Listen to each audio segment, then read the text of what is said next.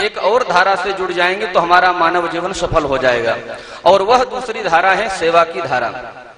तो मैं निवेदन करूंगा कथा की धारा के साथ में सेवा की धारा के साथ में भी आप लोग जुड़े। जैसा कि आप सभी भक्तों को विदित है, हमारे सेवा संस्थान के द्वारा श्रीधाम वृंदावन, मिथिला कुंज में एवं प्रतीक वृंदावन में कई प्रकल्प चल रहे हैं, जिसमें जो सबसे प्रमुख प्रकल्प है, जैसा कि आप सभी भक्तों को विदित है, श्री सद्गुरुदेव भगवान का एक ऐसा संकल्प है कि श्रीधाम वृंदावन मिथिला कुंज में एक ऐसा भव्य एवं दिव्य श्री भागवत जी का मंदिर निर्माण हो, जिसमें श्रीमद् भागवत जी के संपूर्ण 18,000 श्लोक दीवालों पर उल्लेख किया जाए, शिलालेख किए जाएं। तो मैं निवेदन करूंगा श्री सद्गुरुदेव भगवान का स्वप्न तभी साकार होगा जब आप जैसे दानदाता, जब आप जैसे भामाशाह, आप जैसे भगवत भक्त श्री सद्गुरुदेव भगवान के संकल्प को अपना संकल्प मानेंगे, तभी यह स्वप्न पूरा हो पाएगा। तो मैं निवेदन करूंगा जो भी इस परम पावन पुनीत भागवत मंदिर की सेवा से जुड़ना चाहता है, आपके टीवी स्क्रीन पर हमारे प्रकल्प किस प्रकार से चल रहे हैं, आप लोग उससे जुड़ करके पुण्य लाभ प्राप्त कर सकते हैं। और आप लोगों को जैसा कि विदित है, श्री सद्गुरुदेव भगवान के सानिध्य में विगत 29 वर्षों से अखंड युगल नाम महामंत्र संकीर्तन का दिव्य एवं भव्य आयोजन मिथिला कुंज वृंदावन में हो रहा है।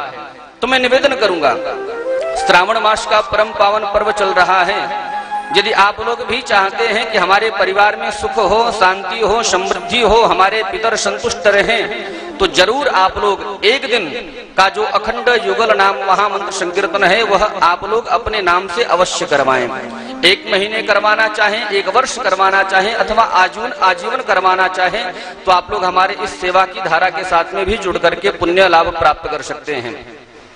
और जैसा कि आप लोग नित्य प्रति जो हमारे आश्रम का YouTube चैनल है मिथिला कुंज आश्रम, उस YouTube चैनल के माध्यम से भी आप लोग नित्य प्रति दर्शन करते हो कि किस प्रकार से श्री सद्गुरुदेव भगवान एवं पूज्य महाराज श्री के सानिध्य में माँ वैष्णो देवी अन्य क्षेत्र के तत्वावधान में जो गरीब हैं, जो दीन हैं, दुखी हैं, असहाय हैं, बेसहारा हैं, लाचार हैं, जो कुपोषण का शिकार हैं, जिनको खाने के लिए 2 वक्त की रोटी भी नसीब नहीं होती है, ऐसे उन भूखे बालकों को पेट भरने का संकल्प हमारे संस्थान ने लिया है। तो मैं निवेदन करूंगा, यदि आप लोग इस माँ वैष्णो देवी अन्न क्षेत्र की परम पावन पुनीत सेवा से जुड़ना चाहते हैं, 1 दिन की संपूर्ण राशि आप हमारे संस्थान को भेज करके आप 1 दिन का अन्न क्षेत्र अपने नाम से करवा सकते हैं। तो मैं आप लोगों से निवेदन करूंगा, आप लोग जरूर हमारे इस माँ वैष्णो देवी अन्न क्षेत्र सेवा से जुड़ें और पुण्य लाभ प्राप्त करें। और आप लोगों को पता है, हमारे सेवा संस्थान के द्वारा गौ माताओं के लिए गौचर भूमि का क्रय भी किया जा रहा है, जिसमें भव्य एवं दिव्य गौशाला का निर्माण होगा, जिसमें जो बूढ़ी हैं, असहार हैं, असहाय हैं, जिन गायों ने दूध देना बंद कर दिया है, ऐसे गायों का पालन पोषण सेवा शुश्रूषा होगी। तो मैं निवेदन करूंगा, आप लोग गौशाला की सेवा के साथ में भी जुड़ करके पुण्य लाभ प्राप्त कर सकते हैं। और मैं नित्य प्रति आप लोगों को बताता हूँ, हमारे सेवा संस्थान के द्वारा एक बहुत ही पुनीत सेवा जो कि आने वाले समय में बहने वाली है, वह है अस्पताल की सेवा। जिस अस्पताल के द्वारा जो अपना इलाज करवाने में असमर्थ हैं, ऐसे दीन दुखियों का निःशुल्क इलाज किया जाएगा। तो मैं निवेदन करूंगा, उस परम पावन पुनीत सेवा से भी जुड़ करके आप पुण्य लाभ प्राप्त कर सकते हैं। और जैसा कि श्री सद्गुरुदेव भगवान का संकल्प है, यहाँ पर राधा बाग का निर्माण हो रहा है, जिसमें माता सीता की सहचरी के रूप में वृक्षों का वृक्षारोपण किया जा रहा है।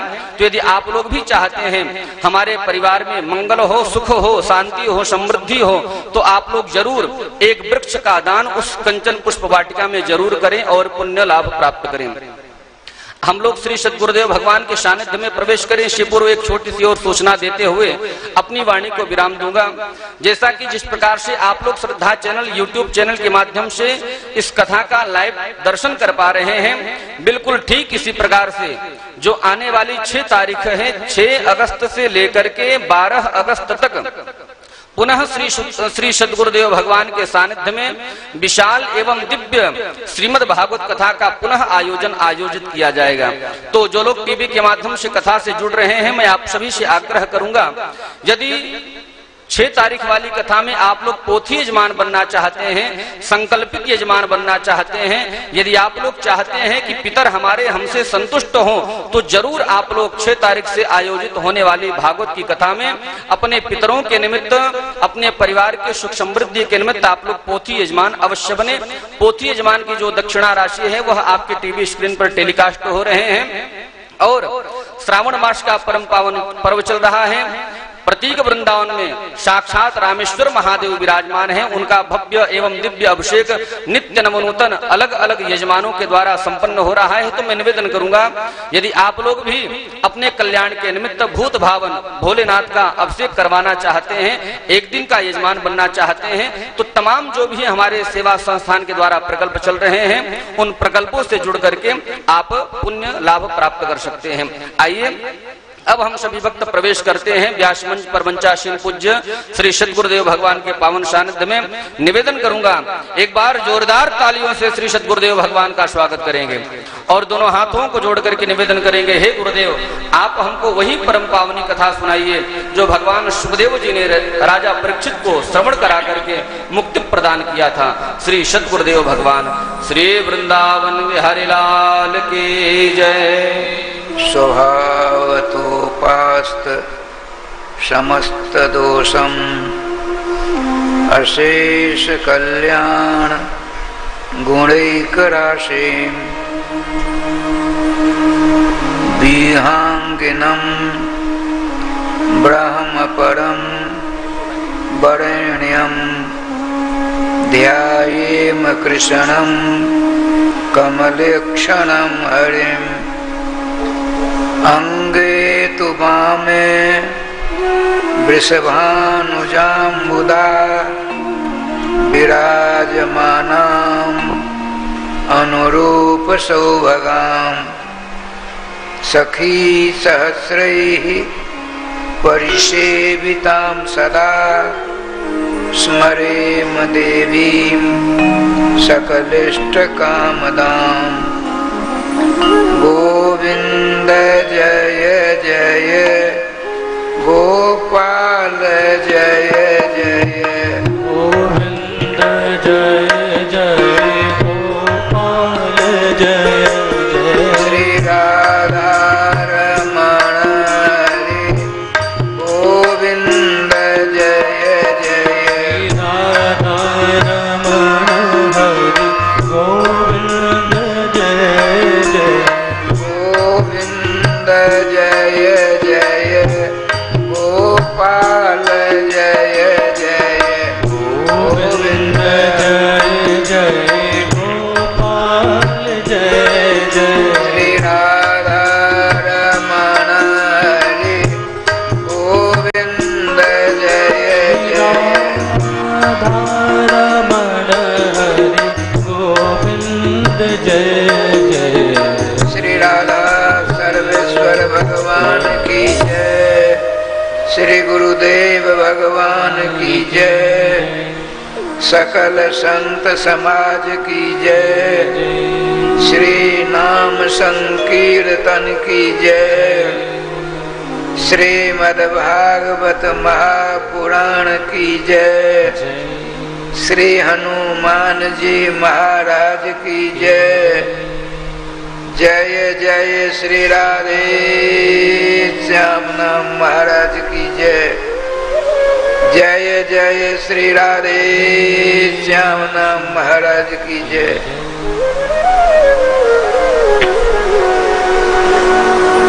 भगवत चरणानुरागी श्रोतृवृंद,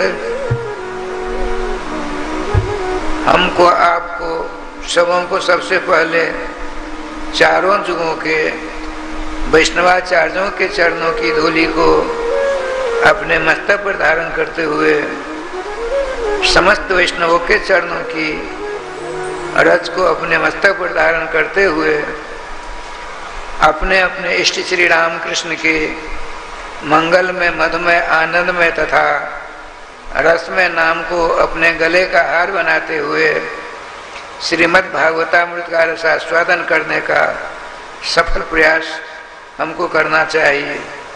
जय श्री राधे। प्रसंग चल रहा है श्रीमद् भागवत महापुराण के विभिन्न विषयों का। आज मैं संक्षेपतया बहुत सारी बात सुनाने जा रहा हूँ। एक सज्जन ने कल हमको प्रश्न किया, भागवत जी की कथा श्रवण करने में कितना खर्चा पड़ेगा? श्रीमद् भागवत जी का महात्म्य सब कुछ लिखा हुआ है। राधे श्याम।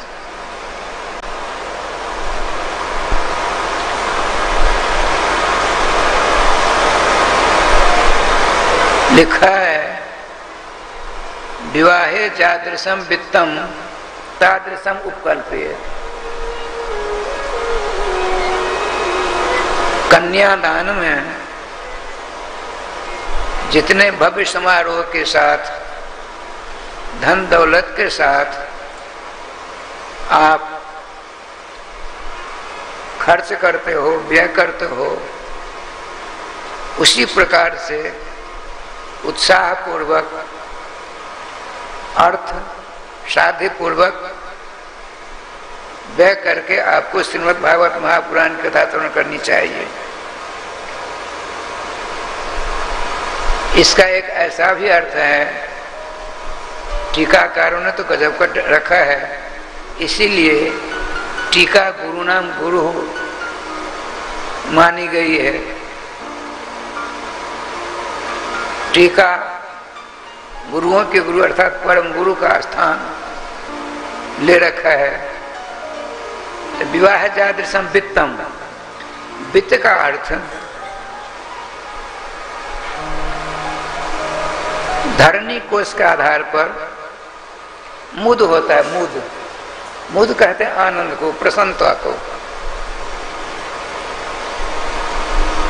विवाह कालिक जो प्रसन्नता है, उस प्रसन्नता के साथ आपको भागवत जी कथा श्रवण करनी चाहिए। अब देखिए, मैं 9-10 तारीख को यहाँ शाम को आया, 12 तारीख को एक बात सुनी, बड़े उत्साह के साथ आदर्श विवाह हुआ है, होगा, केवल देखा देखी हुई है, जिसमें लगभग 28 लाख रुपए खर्च हुआ। आदर्श विवाह है। राधे श्याम, राधे श्याम।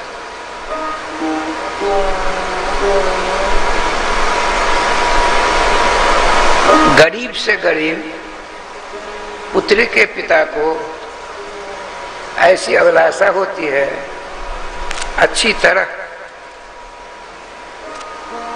गाजे बाजों के साथ ज्यादा ज्यादा व्यय करके अपनी बेटी को विवाह कराकर उसके ससुराल भेजा जाए। कौन ऐसा पिता होगा?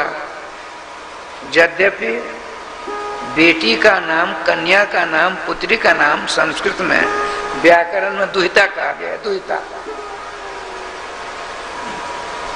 दुह प्रपूर्ण धातु है।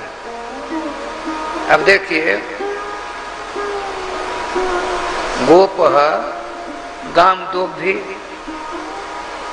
एक ग्वाला गौ का दोहन करता है, प्रपूर्ण धातु है। गौ के थन से दूध निकाला जाता है, उसको खाली किया जाता है कि भरा जाता है? खाली अर्थ में दोहन होता है, दूध निकाला जाता है। दुह प्रपूर्ण धातु है। इसका टीकाकारों ने ऐसा बहुत बढ़िया निवेश किया है। राजस्थान कहते हैं, जा दुहिता जा पितरम आजन्म पर्यंतम दुग्धि सा दुहिता। अपने पिता को जब तक बच्ची का जीवन रहता है, लड़की का जीवन रहता है, तब तक अपने पिता का दोहन करती रहती है। जितनी बार पिता के घर जाएगी, पिता माता उसको उतनी बार न जाने क्या क्या देती है। मैं एक बार अभोर गया कथा करने के लिए, पंजाब में है या हरियाणा में, भगवान जाने, नाम नहीं लूंगा। उनकी एक बेटी थी, विवाह का दिन तय हो गया है। अब वह कुंवारी कन्या 2-3 बक्सों में वस्तु जातों को अपने प्यार में खरीद करके भरना प्रारंभ कर दिया। देखिए, विवाह जादिशम वित्तम के ऊपर बात चल रही है। दुहिता का अर्थ हुआ जा दुहिता पुत्री स्वपितरम जीवन पर्यंतम दुग्धि साधुता। यहाँ विवाह जादृशम वित्तम, विवाह में जिस प्रकार से आप अर्थ व्यय करते हो उसी प्रकार से अर्थ व्यय करके श्रीमद् भागवत महापुराण कथा सुनो। अब देखिए, गरीब से गरीब उसने अपनी जमीन को गिरवी रख करके, अरे मकान तक को गिरवी रख करके अपनी पुत्री का विवाह करते हमने देखा है।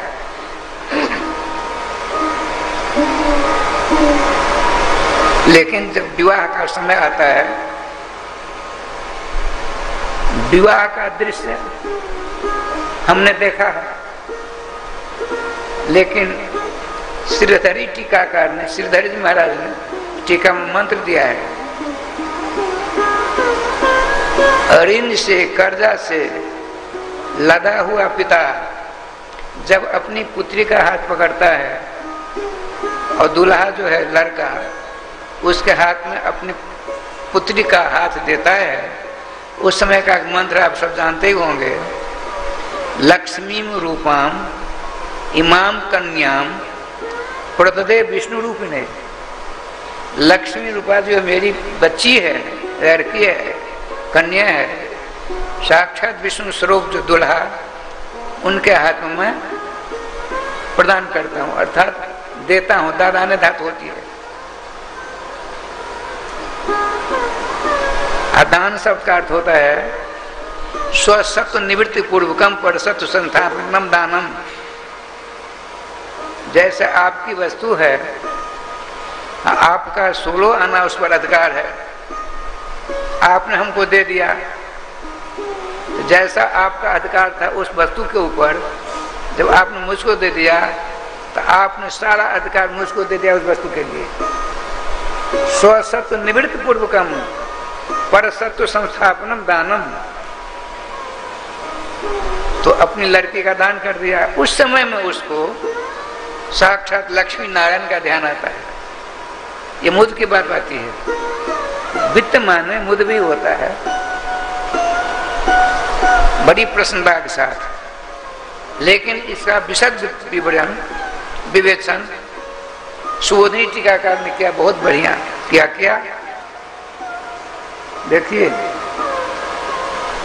श्रीमद् भागवत जी में बड़ा विलक्षण हिसाब किताब लिखा हुआ है।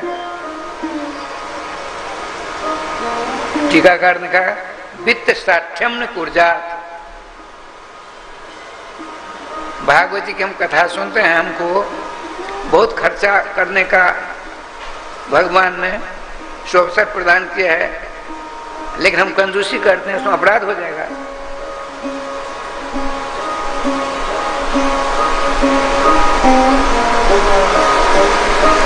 हमारे साधु समाज में है, आज भी है, कुछ नहीं है, कथा सुनते हैं, 5 तुलसी की पत्ती को लेकर के, 7 पत्ती लेकर के कथा के समापन के समय में श्रीमद् भागवत महापुराण को चढ़ा दीजिए, हो गया जय गोपाल।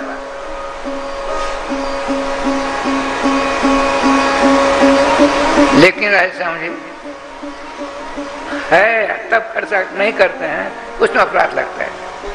अपराध से देखिए, हम कथा सुनते हैं अपराध से, पाप से दूर होने के लिए कि पाप से लदने के लिए, विचारनीय बिंदु है।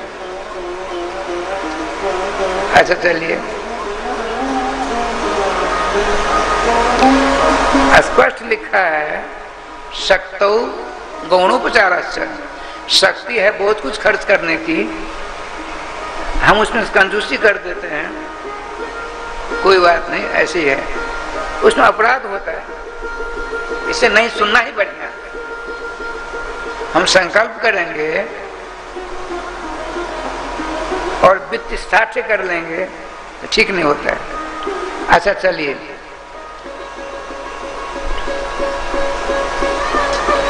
चौथे स्कंद में, तृतीय स्कंद में एक अवतार की कथा आती है जिनका नाम है श्री बाड़ा भगवान।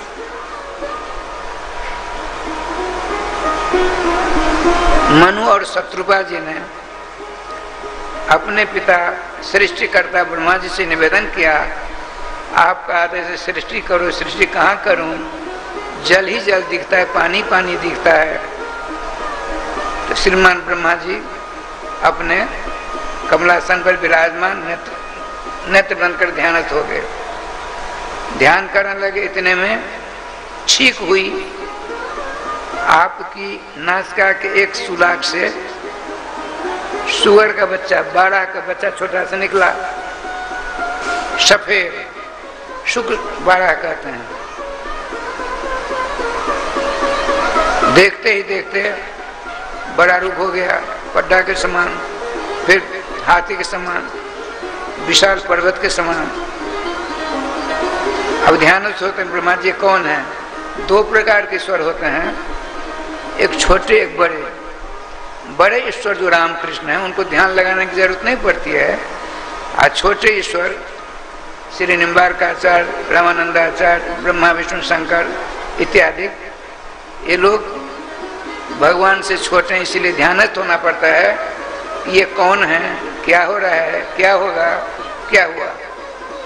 ब्रह्मा जी ने ध्यानस्थ होकर देखा, अरे तो साक्षात सर्वेश्वर श्याम सुंदर श्री कृष्ण के अंशावतार भगवान बाड़ा हैं। अब बाड़ा भगवान को बाड़ा का ही रूप में धारण करना पड़ा। तो हिरण्याक्ष ने पृथ्वी को लेकर पाताल में रख दिया।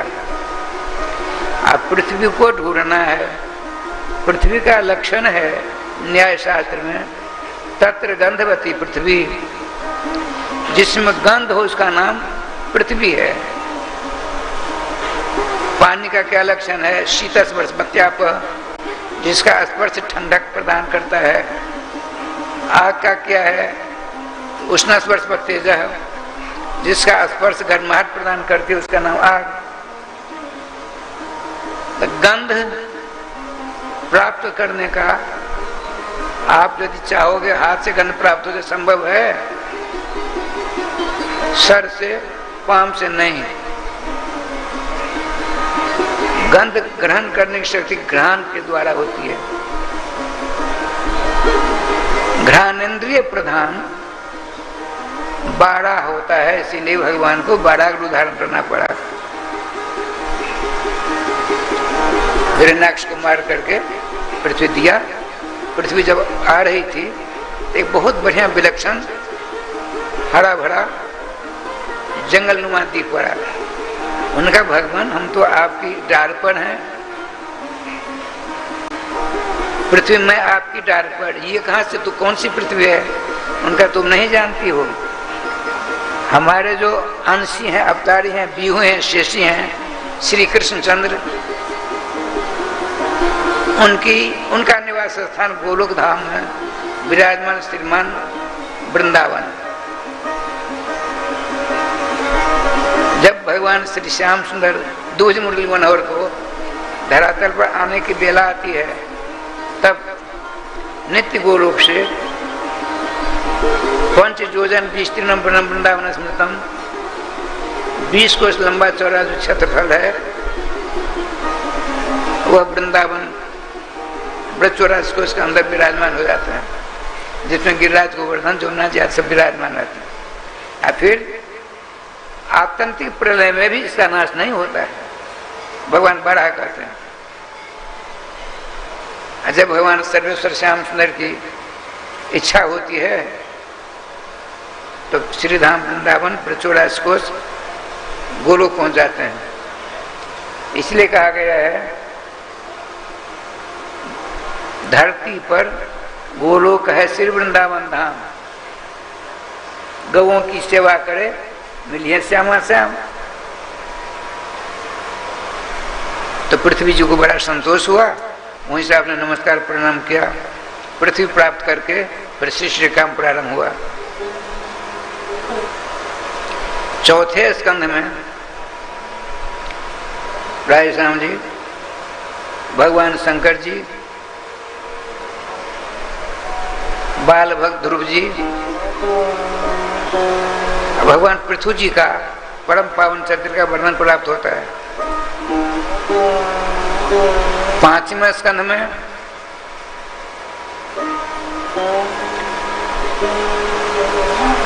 मनु जी और शत्रुपा जी दोनों से 5 संतानें हुई, आकुति, देवहूति और प्रसूति, प्रियव्रत और उत्तानपाद। आकुति का विवाह मनु जी ने ऋषि नाम के ऋषि के साथ कर दिया। दूसरी बेटी जिसका नाम देवहूति, उनके विवाह की बात चली तो उन्होंने कहा नहीं, हमने अपने गुरु से सारी बात सुन रखी है, हम ब्रह्मपुत्र कर्दम के साथ विवाह करेंगे। अरे वो तो तपस्या में न जान कब आएंगे, 10,000 वर्ष 50,000 वर्ष बाद आएंगे ना, हम उन्हीं से करेंगे। उनके साथ विवाह हुआ, जिसमें भगवान कपिल देव प्रकट होते हैं। तीसरी बच्ची जिसका नाम प्रसूति, उनका विवाह राधे श्याम दक्ष प्रजापति से हुआ। 2 बच्चे प्रियव्रत उत्तानपाद। भागवत की परंपरा में छोटा वंश बड़ा हो जाता है, बड़ा वंश छोटा हो जाता है। क्यों? भक्त से भगवान बड़े होते हैं, भगवान छोटे होते हैं। जिस वंश में भक्त पहले आते हैं, भगवान पीछे, वो अपन छोटा होने पर बड़ा हो गया। प्रियव्रत बड़े पुत्र है, उत्तानपाद छोटे पुत्र। उत्तानपाद के वंश में उत्तानपाद के पुत्र ध्रुव जी होते हैं, जिन्होंने भगवान सर्वेश्वर श्याम सुंदर की गोदी में विराजमान होकर के नाना प्रकार का आनंद प्राप्त किया। और जब 36,005 वर्ष 4 महीना के बाद ध्रुवलोक जाने की तैयारी हुई, नंद, सुनंद, जय और विजय चारों अलौकिक विमान लेकर सामने विराजमान है। उस पर विराजमान होंगे, इतने में मृत्यु आ गई। भगवान के पार्षदों ने कहा, मृत्यु तुम्हारी दाल यहाँ नहीं गलेगी। उसने कहा, मैं अपनी दाल गलाने नहीं आई हूँ, आपकी गलती को सुधारने आई हूँ। मृत्यु देवी ने कहा, जो आप यहाँ आए हो आपको पता नहीं, अत्यंत सुकुमारांग बाल भक्त सम्राट श्री ध्रुव जी, विमान ऊंचा है, इस पर कैसे चढ़ेंगे, छलांग लगानी पड़ेगी। तो तुम क्या करोगी? मैं यहाँ बैठ जाऊंगी, मेरे मस्तक पर अपने जुगल शरणार्थियों को रखेंगे, इनके चरणों की रज मेरे मस्तक प्राप्त हो जाएगी, मैं धन्य धन्य हो जाऊंगी। मूल में लिखा है, तदोत्तानपद पुत्र ददर्शांतक मागतम मृत्योर मूर्धन पदम दत्वा आरूढ़ाद्भुतं गृहम्। मृत्यु बैठ जाती है, उसके मस्तक पर भक्त सम्राट श्री ध्रुव जी महाराज अपने चरणों का विन्यास करके विमानारूढ़ होकर भगवत धाम जाते हैं।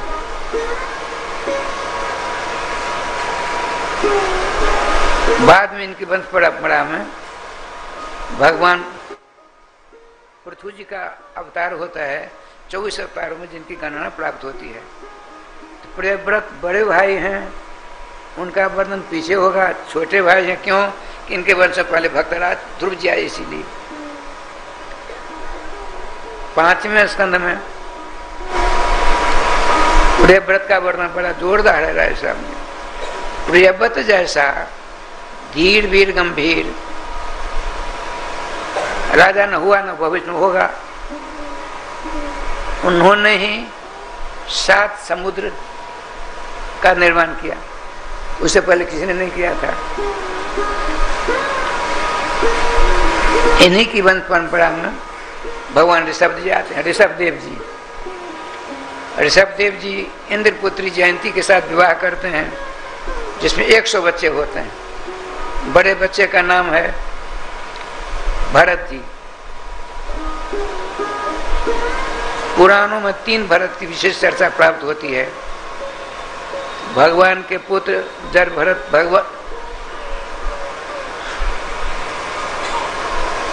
भगवान ऋषभ देव जी के पुत्र श्री भरत जी 1, भगवान राघवेंद्र सरकार के भाई साहब श्री भरत जी 2, राजा दुष्यंत शकुंतला के पुत्र सर्वदमन भरत जी, 3 भरत होता है। तो प्रथम भरत कौन है? भगवान ऋषभ देव जी के पुत्र। भरत से इदमिति भारतवर्षम, भरत जी के नाम से ही भारतवर्ष ख्याति है।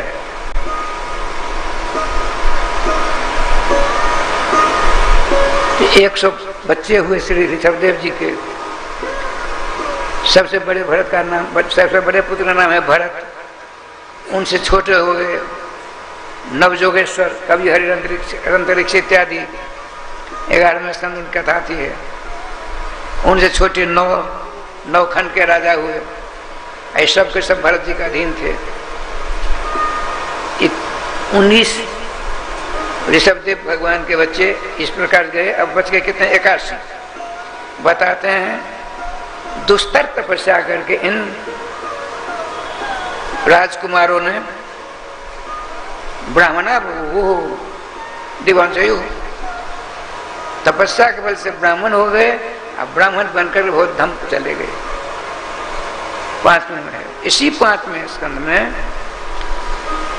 भरत जी के विषय में बहुत बड़ी बातें हैं, समय का अभाव है। भरत जी 3 जन्म लेना पड़ता है उनको। ध्यान रखिए, बाबा जी कथा सुनते हैं जिन्होंने टीकाकार वर्णन किया है। श्रीमान भरत जी ने 1 अरब वर्ष तक राज किया। 1-2 हजार लाख नहीं, 1-2 करोड़ नहीं, 100,000 का 1 लाख, 100 लाख का 1 करोड़, 100 करोड़ का 1 अरब, 1 अरब वर्ष तक श्रीमान भरत जी ने राज्य किया। अपने पुत्र आग्नेत्र को राज दे करके चले जाते जंगल। कहाँ जंगल जाते हैं? शालग्राम नदी, नेपाल। वहां तपस्या करते हैं। बड़ा हिसाब किताब है। एक दिन बाघ की गर्जना श्रवण कर गर्भिणी एक हरिणी उसके डर के मारे छलांग लगाती है। नदी की इस पार थी, उस पार जाना चाहती है। कम चौड़ी नदी थी, अब वेगवती थी। डर के मारे आसन प्रसवा थी। अब भगवान भरत जी, भगवान के पुत्र भरत जी मध्याह्न कालिक संध्या वंदन कर रहे थे। त्रिकाल संध्या वंदन करते थे। शालग्राम भगवान की पूजा करते थे। जो ही उस हरिणी ने छलांग लगाई डर के मारे, उसके पेट से बच्चा निकलकर प्रवाह में उस नदी के वेग में बहने लगा। और उस पर जाती जाती गिरी, प्राण वायु उसका समाप्त, अर्थात मर गई। अब देखिए परम दयालु, करुणा बरनाल भगवान के परम प्यारे भक्ति शिरोभूषण भरत जी ने सोचा अहमेव अस्य माता पितरो, मैं इस हरिण सावक का माता और पिता दोनों, यदि मैंने इसकी रक्षा नहीं की मुझे पाप लगेगा। राधे राधे राधे राधे।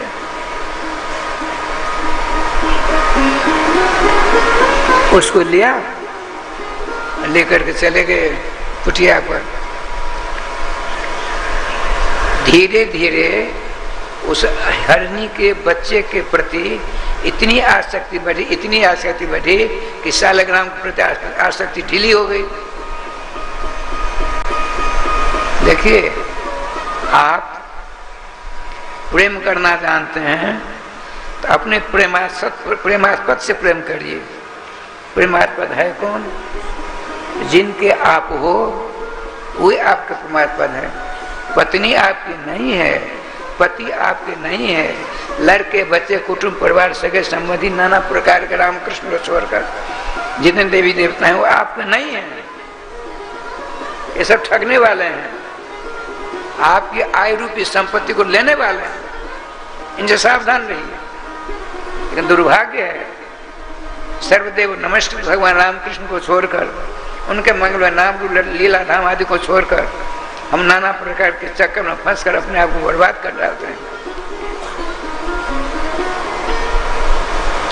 जब इतने बड़े एक अरब वर्ष तक राज करने वाले परम धर्म है तो भगवान के बालक, इससे ज्यादा क्या होगा? ऋषभदेव जी के बालक।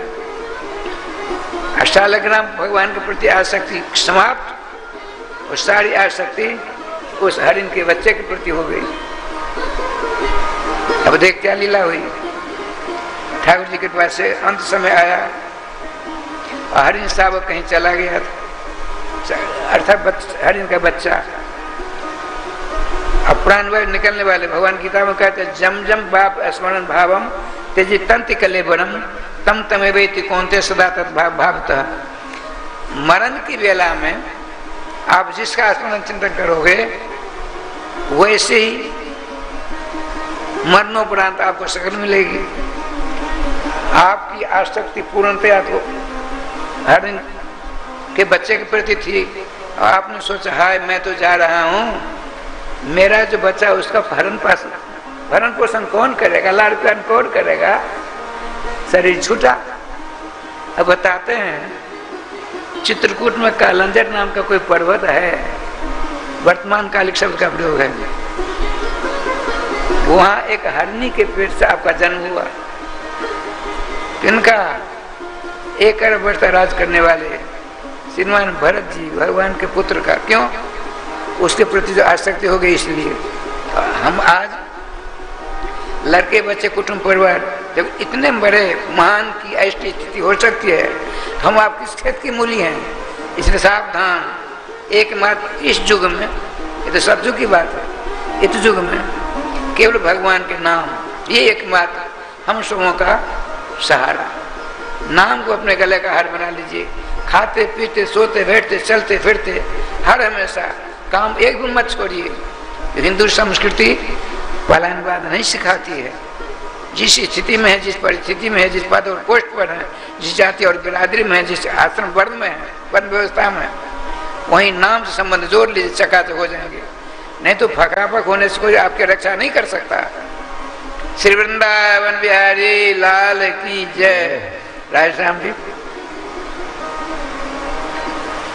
कालंदर पर्वत के पास रहने वाली एक हरणी, उसके पेट से महामानव भगवान के बालक भरत जी का जन्म हुआ। लेकिन इतनी भक्ति की थी भगवान श्री कृष्ण की, इतना नाम जाप किया था, स्मरण ज्यों का त्यों रहा।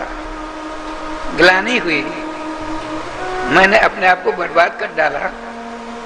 अरे क्षत्रिय से हमको ब्राह्मण होकर भगवत धाम को जाना चाहिए था, आज क्षत्रिय से वैश्य नहीं, शूद्र नहीं, मैं पशु बन गया। इतना मेरा पतन हो गया। लेकिन नहीं, अब नहीं होने दूंगा पतन अपने आप को। स्पष्ट कहते हैं कृष्णार्चनम प्रव्यानुजात। हमने भगवान सर्वेश्वर श्याम सुंदर की प्रतिमूर्ति सालग्राम भगवान की इतनी अर्चना की, इतनी अर्चना की, इतनी अर्चना की, जिसके कारण ज्यों कि तो हमारी स्मृति बनी हुई है। वहीं नदी प्रवाहित थी, माता पिता किसी को नहीं देखकर जन्म लेते वहां पहुंच जाते हैं, घुटना घुटना पानी में रहकर श्री कृष्ण हरिराज कुमार श्री कृष्ण श्रीमान राधा श्री कृष्ण नाम जाप करते करते शरीर को त्याग करते हैं। अब क्या हुआ सो देखो, राधे राधे। इनको स्मरण था पूर्वजन का, तब न ऐसा हुआ। आप चाहोगे हम शंकर भगवान की पूजा कर लेंगे, रोज जाकर विदेश्वर बाबा को घर पानी देंगे, अंश महाराजों का तो सुरक्षित है, यह असंभव है। भगवान सर्वेश्वर श्याम सुंदर के मंगल नाम में ही यह क्षमता है, यह शक्ति है, यह विशेषता है, यह महत्व है, यह बल पौरुष है जो कि भगवान में भी नहीं है। यदि नामाश्रय जीव ले लेगा और किसी प्रकार से पतन भी हो गया, अरे राधे राधे, स्वल्प से धर्म से त्रायते महत्व हो जाता। भगवान श्याम सुंदर की डिमरी में घोषणा है, थोड़ी देर भी यदि मेरा नाम का स्मरण करेगा, भागवत धर्म को स्वीकार कर लेगा और उसका पतन हो गया, नाम की पूंजियों की तो सुरक्षित है, उसके ब्याज से मैं क्या कर दूं? सुनिए राधे श्याम जी, हरि सर्वेश्वर श्री कृष्ण जिसने नाम रूपी सवारी को पकड़ लिया, अकस्मात पतन हो गया, थोड़ी देर तो उसने सेवा की ना, नाम का जाप किया ना, मूल ज्यों का त्यों रखा हुआ है, उसके ब्याज से हम उसको ब्रह्मा विष्णु शंकर बना देते हैं, इंद्रादि देवता बना देते हैं ब्याज से। अब बाद में शिष्य नाम श्रीमताम के जो भ्रष्ट हो जाए थे, राधे राधे, बड़े बड़े धनी राजाओं के हाथ हम देते हैं, राजभोगी भुगा देते हैं, ये ब्याज से होता है, मूल तो रखा हुआ है। राधे राधे श्याम मिला दे, आसन बदल लीजिए, ठीक हो जाएंगे। गोविंद जय जय गोपाल जय जय गोविंद जय गोपाल जय जय श्री राधा रमण हरे गोविंद जय जय श्री राधा रमण हरे गोविंद जय श्री वृंदावन बिहारी लाल की जय। राधे श्याम जी, अब देखिए संघ का प्रभाव। परम भजनानंद जी भगवान के सुपुत्र, देवराज इंद्र के दो हित्र, इंद्रपुत्री इनकी मां है भरत जी की, इनका जो संग प्राप्त किया हर इनका बच्चा ने, इससे उसका कितना उत्थान हुआ से देखिए। सिंध सोबीर देश का राजकुमार बन गया, अब परम भक्त बना। अब भगवान कपिल देव जी का चेला बन गया। सत्संग प्राप्त करने से कितना लाभ हुआ। हरिण का बच्चा है, श्रीमान भरत जी से का संग मिला, मरणोपरांत सिंध सौवीर देश का राजा बना। इतना सुंदर संजोग भगवान कपिल देव जी का शिष्य बन गया। अब प्रत्येक मकर संक्रांति में सिंध देश से गंगा सागर जाता। राधे श्याम राधे।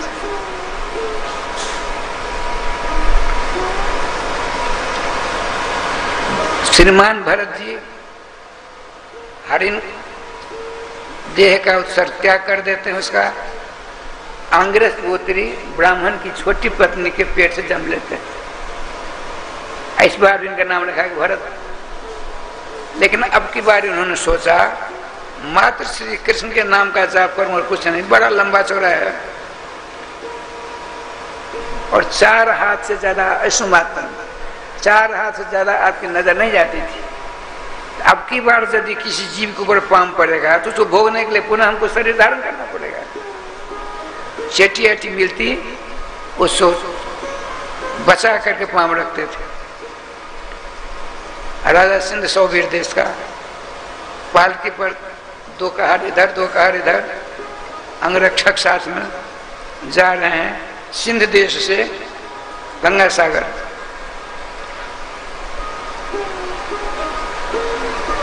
संक्षेप में बता रहा हूं।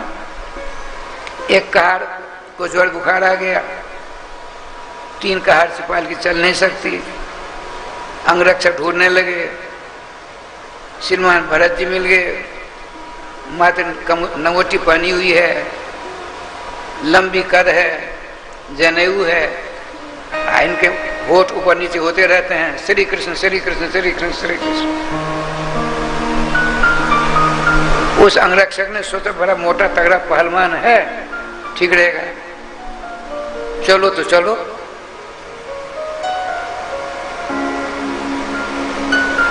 उन तीनों कहारों ने देखा मोटा तगड़ा बढ़िया है, इसको आगे जोतो दो। आगे लगाया, ये तो 4 हाथ से ज्यादा देखते ही नहीं थे। चींटियों की लाइन आई, बांस ऊपर छलांग लगाई। राजा साहब को बांस में बीच में है, पालकी में सर में चोट लग गई। आप नक्की में दमारे, अरे मूर्खों क्या मर गए हो क्या? तुमको पता नहीं हमको चोट लग गई, तुम व्यतिक्रमण रूप से चल रहे हो। डर कर घबरा कर उन तीनों में से एक ने कहा, हमने ऐसी गलती नहीं की, अयम अधुने भी नियुक्त नो अन सब गंतुम पारयामा, यह अभी अभी आया है, इसके साथ हम लोग जा नहीं सकते हैं। अच्छा ठीक है, धीरे धीरे चले। अब की बार पकड़ कर छलांग लगा डाली। राय साहब को क्रोध आया, कर रखो, बहुत कुछ कहा डाला। ये मस्ती में खूब श्री कृष्ण कह रहे, सुन रहे हैं। उनका देखो हम राजा हैं, तुम प्रजा मेरी हो। प्रजा गलती करते राजा उसको दंड देकर शुद्ध करता है।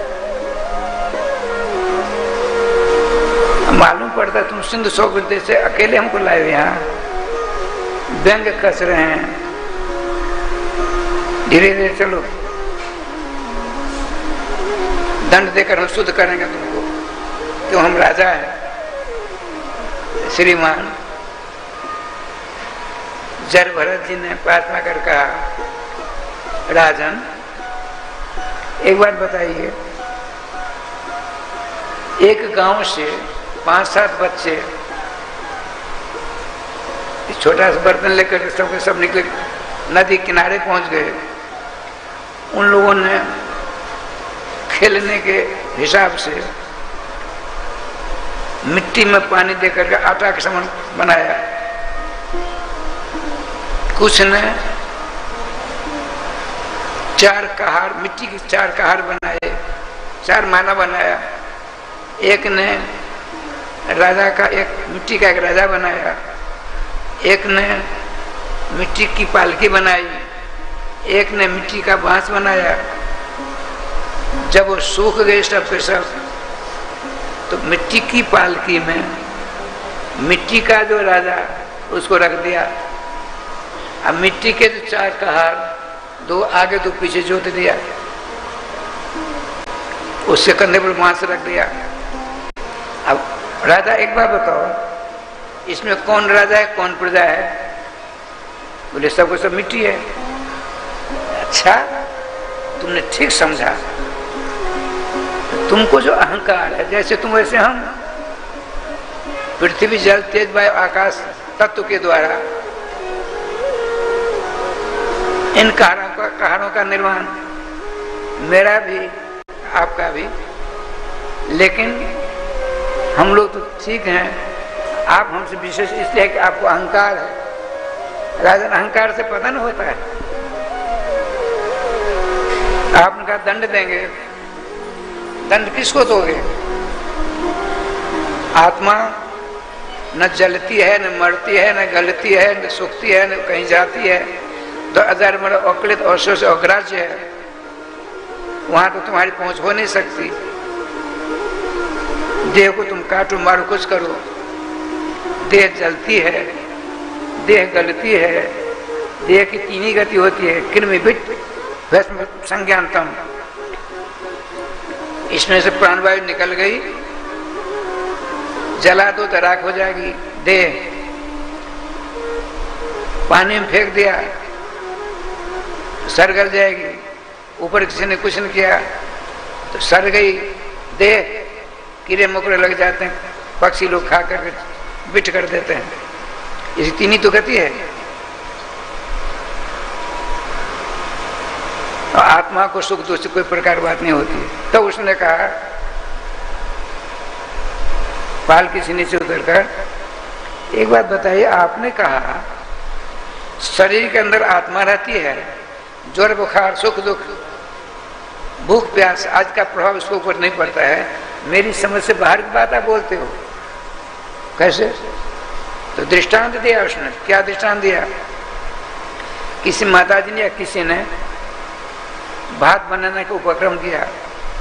आजकल तो गैस ही गैस, इसलिए गैस पेट में भरी रहती है। पहले गैस थी, राधे श्याम राय। एक चूल्हा की व्यवस्था की, लकड़ी आदि की व्यवस्था, लकड़ी जल गई। एक बर्तन के नीचे पोती लगाई और उस बर्तन को चूल्हा पर दिया, पानी दिया, लकड़ी की आग से, उसके ताप से बर्तन की पोती गर्म हो गई और उस गर्माहट से बर्तन गर्म हुआ, बर्तन गर्माहट से पानी गर्म हो गया और उसमें जब हमने चावल दिया तो चावल भात बन जाता है। तो कहाँ आग कहाँ चावल। उसी प्रकार से सप्तवर्णात्मक जो देह है, इसके अंदर चावल के समान रहता है, रहती है आत्मा। तो सुख दुख हानला जीवन मरण का प्रभाव क्यों नहीं पड़ेगा? जैसे आग का प्रभाव पड़ा किसको? चावल के ऊपर। आपने कहा, श्रीमान जरवाला जी ने कहा,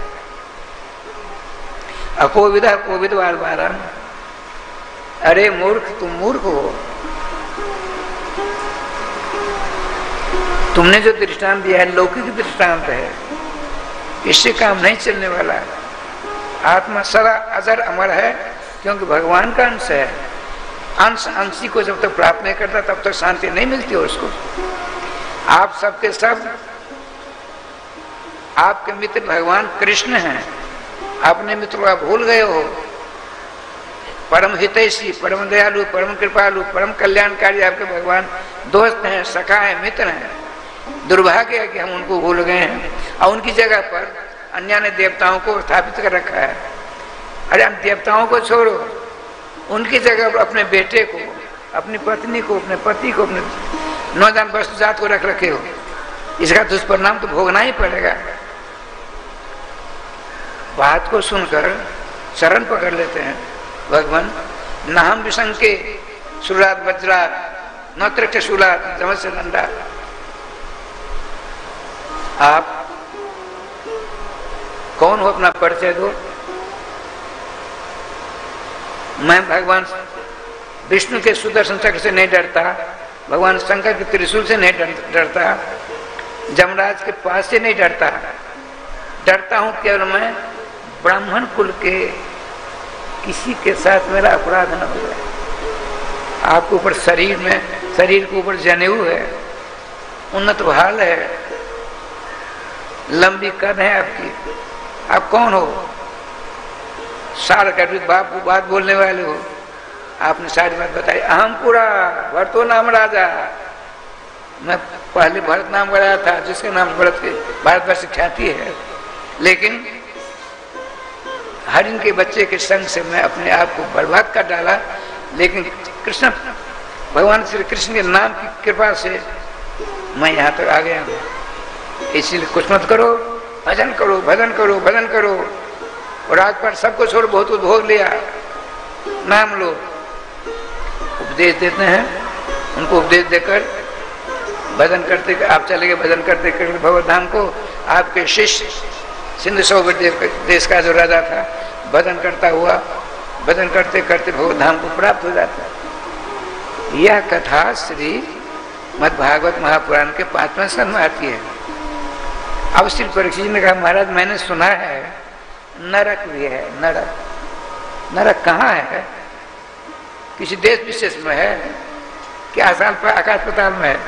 आपने कहा है नरक है। संत सतसह सहस्रशः नरका। विष्णु पुराण में 5600 नरकों का वर्णन प्राप्त होता है। श्रीमान सुखदेव जी कहते हैं सैकड़ों हजारों नरक हैं। भागवत में 28 नरकों का वर्णन प्राप्त होता है। भागवत सूत्र है ना, वो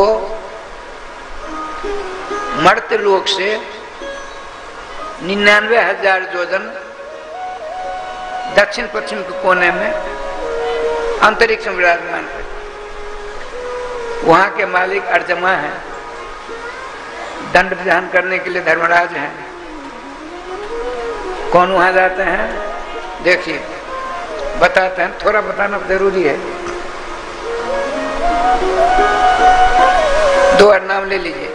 गोविंद जय जय गोपाल जय जय, गोविंद जय जय गोपाल जय जय, श्री राधा रमण हरे गोविंद जय जय, श्री राधा रमण हरि गोविंद जय जय, श्री वृंदावन बिहारी लाल की जय, जय जय श्री राधे श्यामला महाराज की जय। मामला मुकदमा होता है ना, गवाह देते हैं लोग, झूठी गवाह जो देते हैं उनको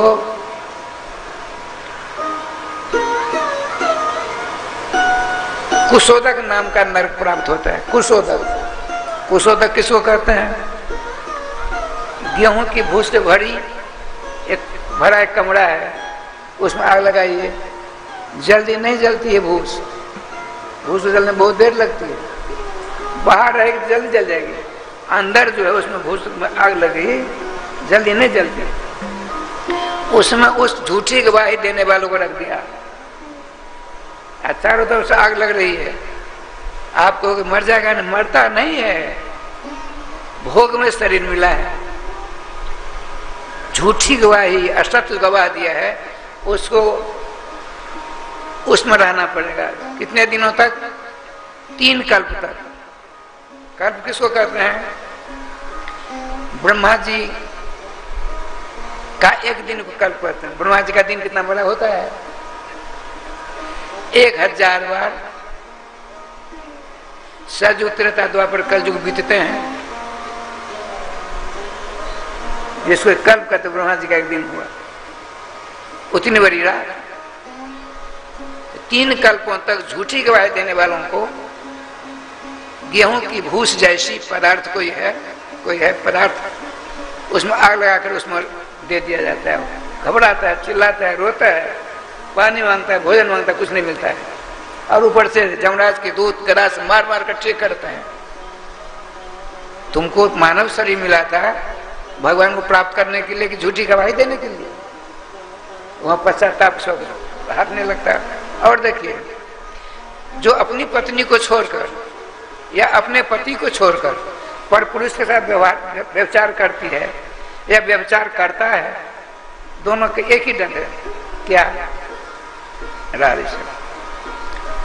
जैसे किसी ने अपनी पत्नी छोड़कर परिस्थिति, इसी प्रकार से स्त्री व्यवचार करती है, उसके लिए वहां तांबे की पुरुष की का विग्रह है, उसे आग में लाल लाल करके उसको बांध देते हैं, 5 का गुजरा, वहां पश्चाताप और कुछ नहीं। आज जिसने राधे श्याम जी मांस खाया है, खरीद करके मरवा कर किसी प्रकार से, वहां क्या होता है सो सुनिए।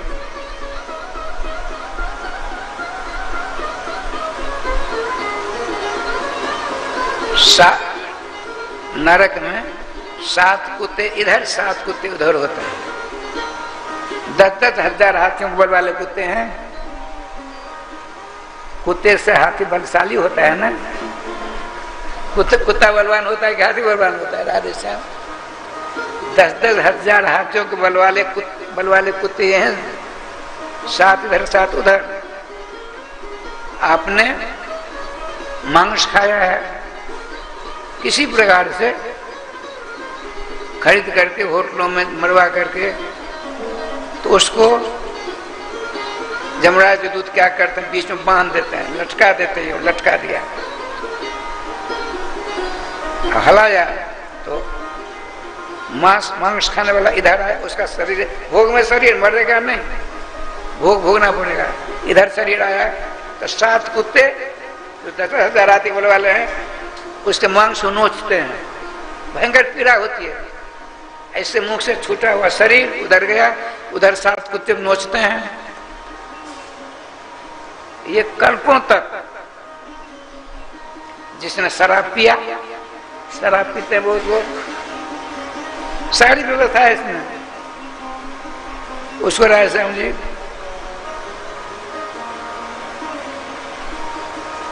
ताम्रपर्णी नदी है, ताम्रपर्णी नदी, उसमें पीव जानते, पीव घाव में पीव होती सफेद सफेद, उसी का पानी है। बालों का शिवाल है, जिसने शराब पिया उसको दे देते हैं। भूख मारे परेशान, पानी पानी पानी, ऊपर से गदा की मार लगती है। तूने शराब पी कर सब कुछ बर्बाद कर दिया, अब यहाँ कुछ नहीं मिलने वाला है। उसी पीव को पीना पड़ता है। भयंकर दुर्दशा होती है राजस्थान में।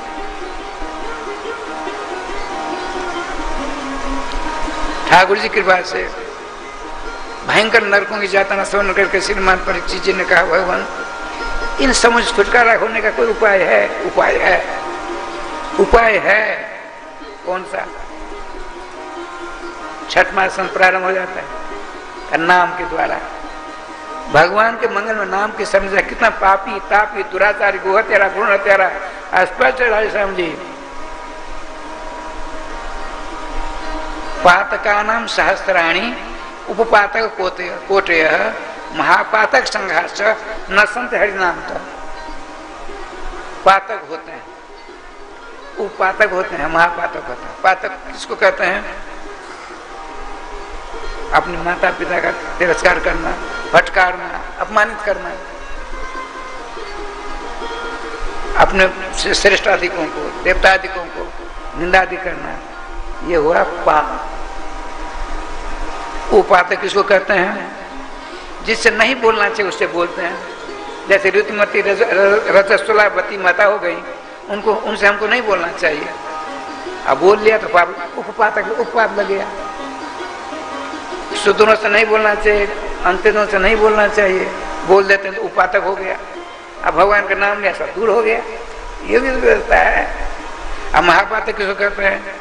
पातकानम सहस्राणि उपात कोट के है, महापातक संघात, संघात समूह को करोड़ों पाप, पातकानम सहस्राणि, सहस्रों पाप उपातक कोटि, करोड़ों उपातक महापातक संघात। महापातकों का समूह, समुदाय, इन सबों से महापातक किसको कहते हैं? गुरु हत्या, मातृ हत्या, गो हत्या आदि, ब्रह्म हत्या, ये महापातक में आते हैं। इन सबों से छुटकारा मिल जाता है कब? भगवान के नाम के शामिल मनसा वाचा करो ना। ऐसा नहीं हम नाम लेते हैं, जो हो गया सो गया, पाप करते हैं, 2 बार नाम लेंगे, नाम समाप्त हो जाएगा, तब क्या होगा? अन्य क्षेत्र कृतम पापम तीर्थ क्षेत्र विनश्यति, और तीर्थ क्षेत्र कृतम पापम वज्रलेपम भविष्यति। यह भी तो वर्णन है। अनजान में पाप हुआ, गंगा तीर्थ में जाकर स्नान करते, दर्शन करते, पाप दूर हो गए। अब गंगा जी के किनारे जाकर खूब पाप करेंगे, चलो गंगा जी में डुबकी लगा लेंगे, पाप दूर हो जाएंगे, तो सारे पाप आपके वज्रलेप हो जाएंगे। इसीलिए नाम का सहारा लेकर पाप मत करो, पाप वज्रलेप हो जाएगा, नरक आदि को छुटकारा नहीं मिलेगा। अतः नाम भगवान का महत्व अजामिल उपाख्यान के द्वारा सुनाया। अब राय समझ हमारा समझ ज्यादा हो गया। अब श्री मोहन किशोरी शरण जाएंगे, संगीत में कथा करके आप लोगों को राधे राधे करेंगे। मैं जा रहा हूँ, हमारे श्रद्धे श्री पांडे जी कुछ कहेंगे, तब तक श्रवण करिए। उससे पहले 2 बार नाम ले लीजिए। श्री वृंदावन बिहारी लाल की जय, श्री गुरुदेव भगवान की जय, सकल संत समाज की जय, श्री नाम संकीर्तन की जय, श्री हनुमान जी महाराज की जय। जय जय श्री राधे श्याम नाम महाराज की जय। जय जय श्री राधे श्याम नाम महाराज की जय। गोविंद जय जय गोपाल जय जय। गोविंद जय जय गोपाल जय जय। श्री राधा रमण हरे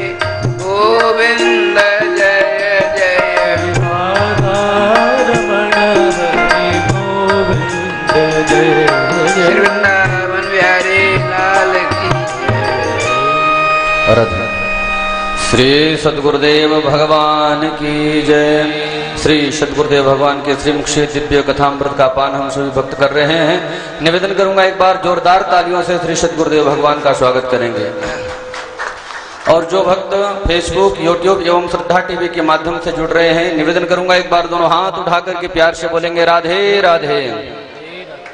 आइए आगे की कथा हम लोग श्रवण करेंगे। श्री सद्गुरुदेव भगवान के परम यशस्वी कृपा पात्र शिष्य विप्र कुलभूषण, हम सभी के आदर्श परम पूज्य महामंडलेश्वर श्री किशोरी शरण जी महाराज के मुखारविंद से दिव्य कथामृत की वर्षण को हम लोग श्रवण करके जीवन को धन्य बनाए। इससे पूर्व जो लोग टीवी के माध्यम से इस समय वर्तमान में कथा से जुड़ रहे हैं, मैं आप लोगों से निवेदन करूंगा, जैसा कि आप सभी भक्तों को विदित है कि यह कथा श्री धाम वृंदावन में निर्माण होने वाले भागवत मंदिर के सहयोगार्थ सहायतार्थ यह आयोजन आयोजित किया जा रहा है। और सतत आप लोगों का सहयोग भी टीवी के माध्यम से एवं यूट्यूब के माध्यम से दान के रूप में आप लोगों का सहयोग भी हमको प्राप्त हो रहा है। और ऐसी आकांक्षा और कामना करूंगा कि जैसा प्यार एवं सहयोग आप लोगों का हमको मिल रहा है, सतत ऐसा ही मिलता रहे।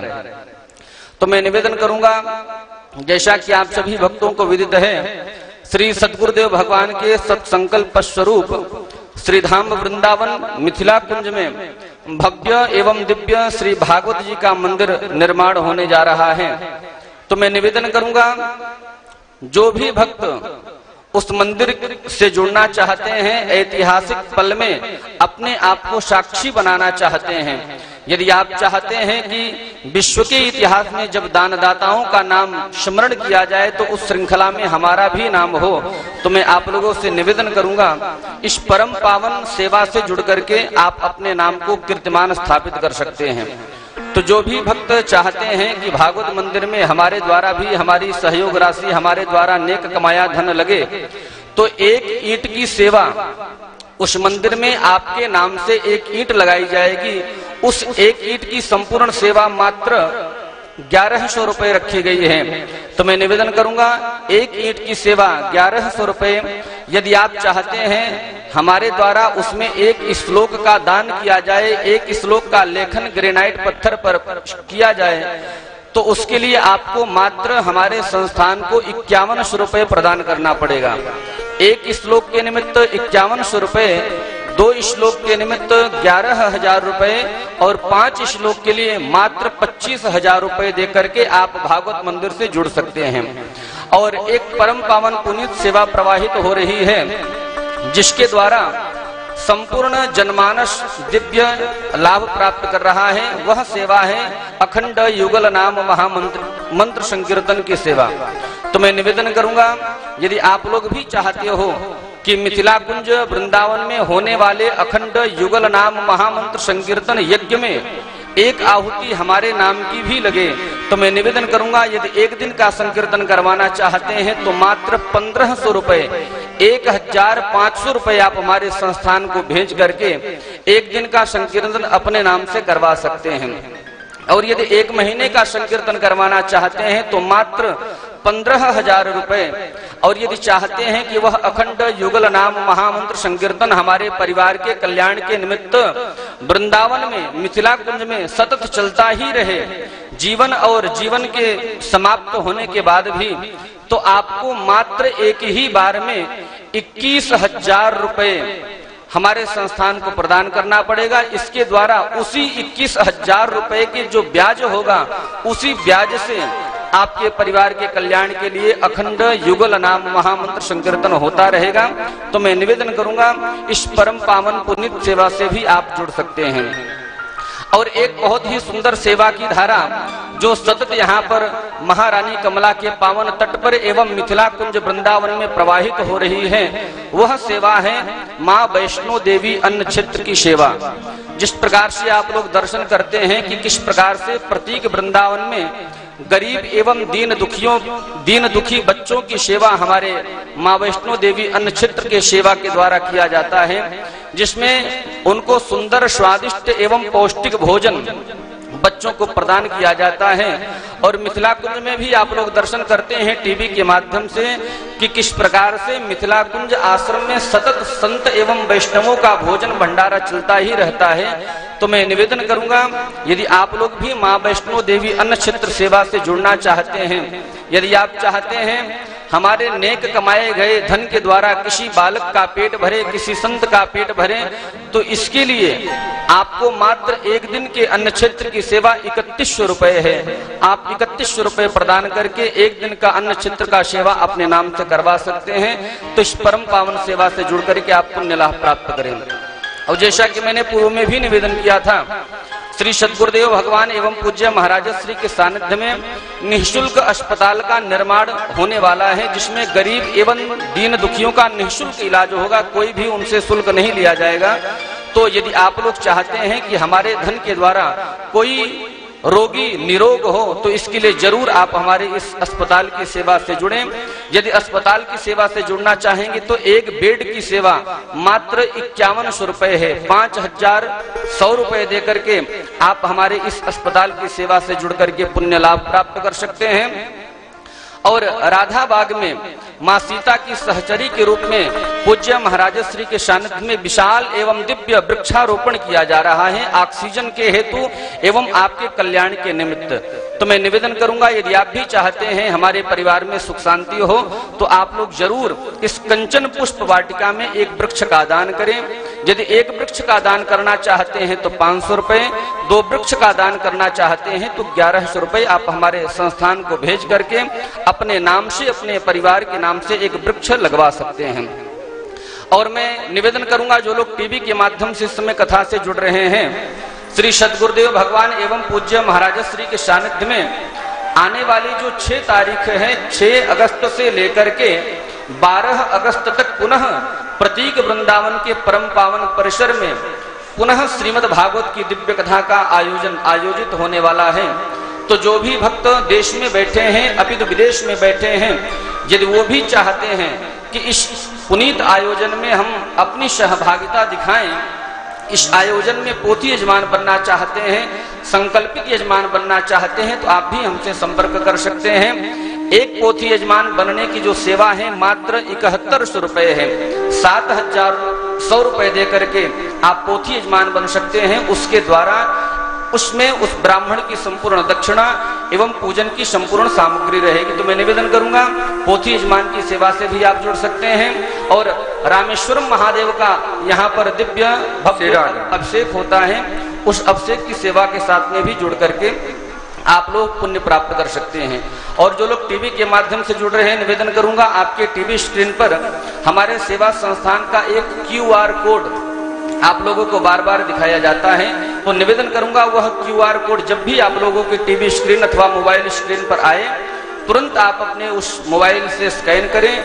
गूगल पे के द्वारा, पे फोन के द्वारा एवं पेटीएम के द्वारा उस कोड को स्कैन करें और जो भी राशि आप हमारे सेवा संस्थान को भेजना चाहते हैं, भेज करके पुण्य लाभ को प्राप्त कर सकते हैं। तो मैं निवेदन करूंगा, समस्त दानदाताओं से दोनों हाथ खोल करके आप लोगों का आह्वान करता हूं, आप लोग हमारे इस सेवा संकल्प से जुड़ें और पुण्य लाभ को प्राप्त करें।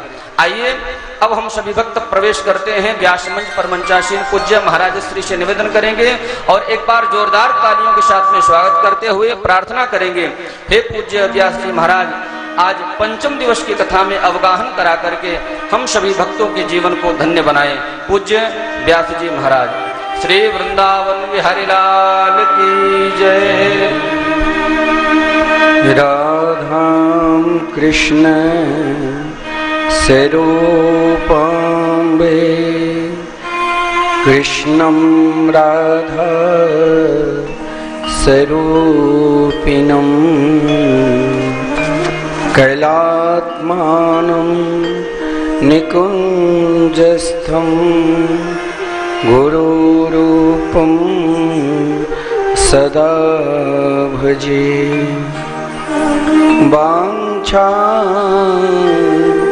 कल्पतरुभ्यश्च कृपा सिन्धुभ्य एव च पतितानां पावनेभ्यो वैष्णवेभ्यो नमो नमः।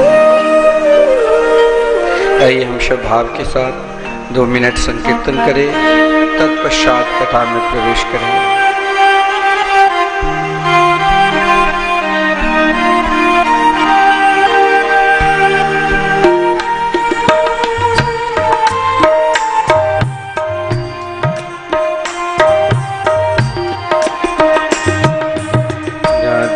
कृष्ण राधे कृष्ण कृष्ण कृष्ण राधे राधे राधे श्याम श्याम श्याम श्याम राधे राधे राधे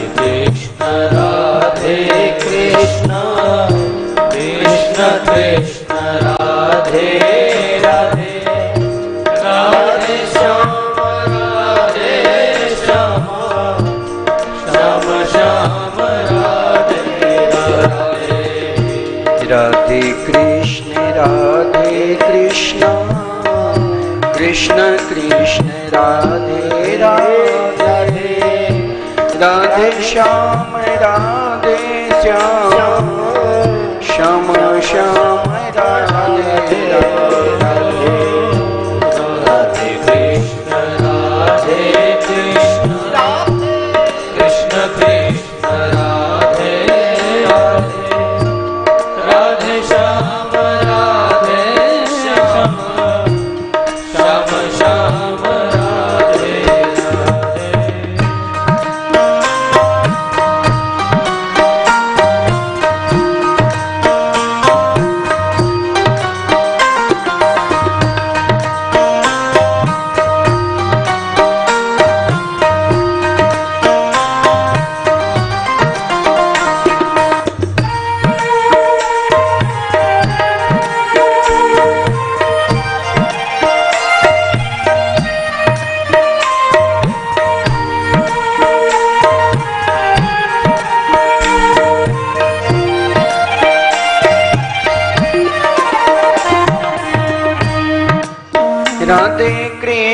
राधे कृष्ण कृष्ण कृष्ण राधे राधे राधे श्याम श्याम श्याम श्याम राधे राधे राधे कृष्ण कृष्ण कृष्ण कृष्ण राधे राधे राधे श्याम श्याम श्याम श्याम राधे राधे राधे कृष्ण कृष्ण कृष्ण राधे राधे राधे श्याम श्याम श्याम श्याम राधे राधे राधे कृष्ण कृष्ण कृष्ण राधे राधे राधे श्याम श्याम श्याम श्याम राधे राधे कृष्ण कृष्ण कृष्ण राधे राधे राधे श्याम श्याम श्याम श्याम राधे राधे राधे कृष्ण कृष्ण कृष्ण राधे राधे राधे श्याम श्याम श्याम श्याम राधे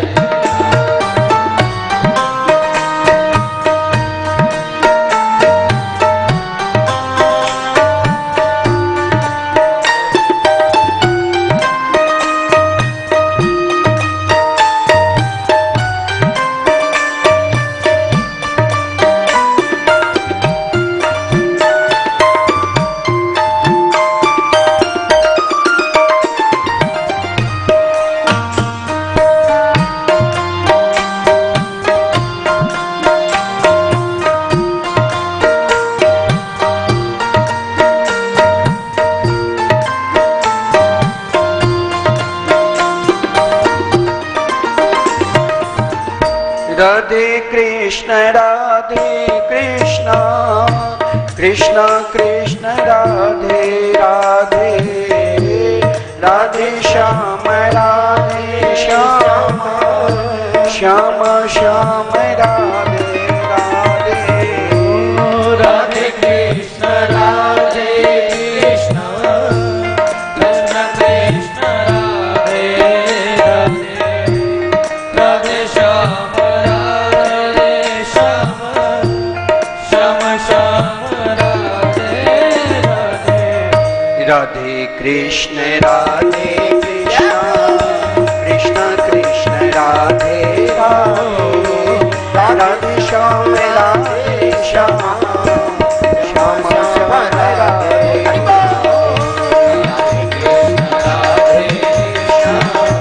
कृष्ण कृष्ण राधे राधे, राधे श्याम राधे श्याम श्याम श्याम राधे राधे।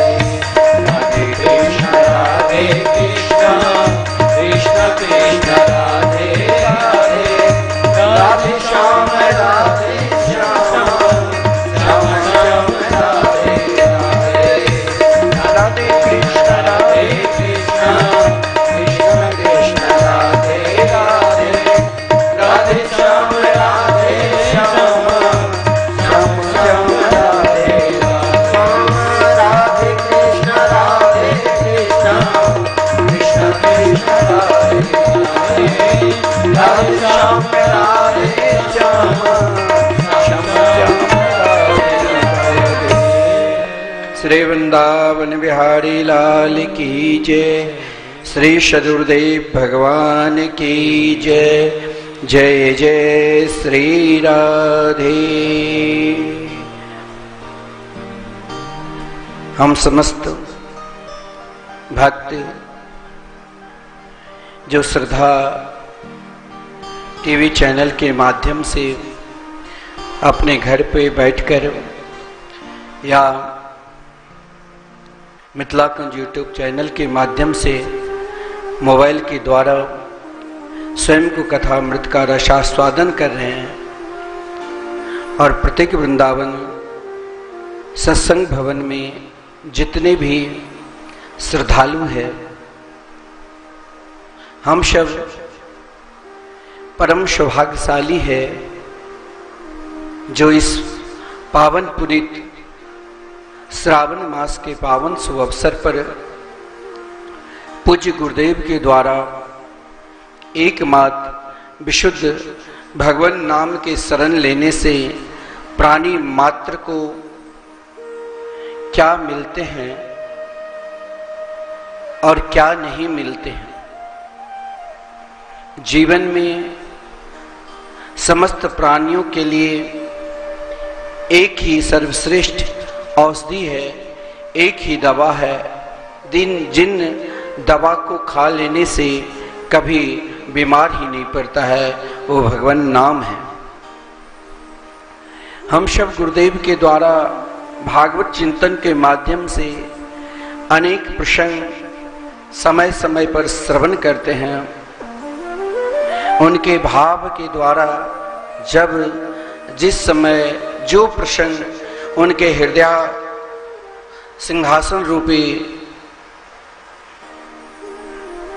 वाणी पर बैठ जाते हैं, उनके द्वारा हम भगवान नाम की कथा, चाहे प्रहलाद जी के चरित्र हो, चाहे गजेंद्र मोक्ष की हो और चाहे समुद्र मंथन की हो, सबका आश्रय एक ही है, भगवान के मंगलमय नाम। चाहे माता अदिति क्यों न हो, जीवन में हर व्यक्ति किसी न किसी कारणवशात या तो स्वयं से और या किसी औरों के द्वारा दुख समाये हुए हैं। चाहे हम संसार के प्राणी क्यों न हो, केवल संसार के प्राणी के विषय में ही नहीं कहा गया है, देवता लोग भी यदि भगवान के नाम से दूर है तो वो भी दुख को पाते हैं। समुद्र मंथन के प्रसंग में ठीक है, देवताओं ने अमृत पान कर लिया, देवासुर संग्राम हुए, देवताओं को विजय श्री प्राप्त मिली, परंतु राजा बलि को कुछ नहीं मिला था, मूर्छित अवस्था में मिला। वो तो सिद्ध गुरु की कृपा है। शुक्राचार्य जी ने कृपा की और संजीवनी विद्या के द्वारा स्वस्थ किया, परंतु महाराज बलि ने अपने जीवन में जो व्यक्ति 3 कार्य करने लग जाते हैं वो कभी दुख पाता ही नहीं। पहला, जो हमारे मार्गदर्शक है, चाहे अभिभावक हो, माता पिता हो, उनके द्वारा या चाहे सद्गुरु हो, जिसने अपने जीवन में सद्गुरु की प्रसन्नता कर लिया, चाहे ब्रह्मांड के समस्त प्राणी नाराज हो जाए, लेकिन एकमात्र सद्गुरु के हृदय में यदि वो बैठ गया तो एक दिन न एक दिन उनके शरण में संसार के समस्त प्राणी आ सकता है।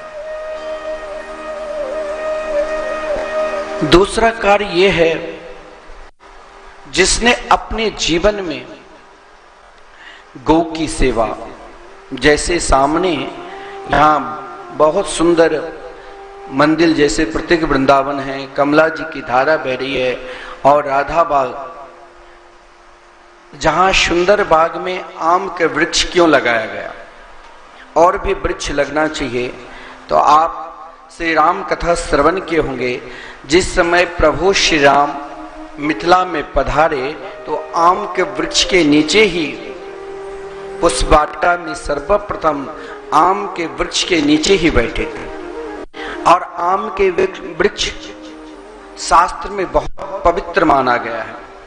यदि हम हवन भी कराते हैं, आहुति भी कराते हैं, तो आम की डाली वृक्ष, घर में यदि कोई भी किसी भी प्रकार का शुभ कार्य करना है या शुद्धिकरण करना है, यदि हम हवन कराते हैं तो शुद्ध आम के वृक्ष के डालियां सूखे लाकर, तभी जब शरीर का अंत होता है तो जीवन में हम जिन सत्य ने इस डाली के नीचे विश्राम किया प्रभु श्री राम, तो परम पवित्र आम की डालियां उनके निकट रहने से, उनकी हवा से, उनकी छाया से, और हम सबको सबसे अधिक प्रिय है तो आम का फल, फल के राजा माना जाता है। तो सामने एक से एक वृक्ष आम का वृक्ष है, जहां सुंदर हरी हरी घास है, और सब घास ले जाते हैं अपने गौ के लिए।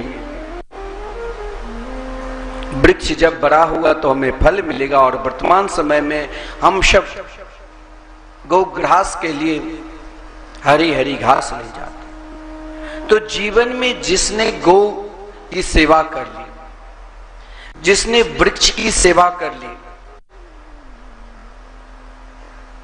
जिसने अपने जीवन संकीर्तन करा लिया, वह भगवान भी जो मात्र एकमात्र नाम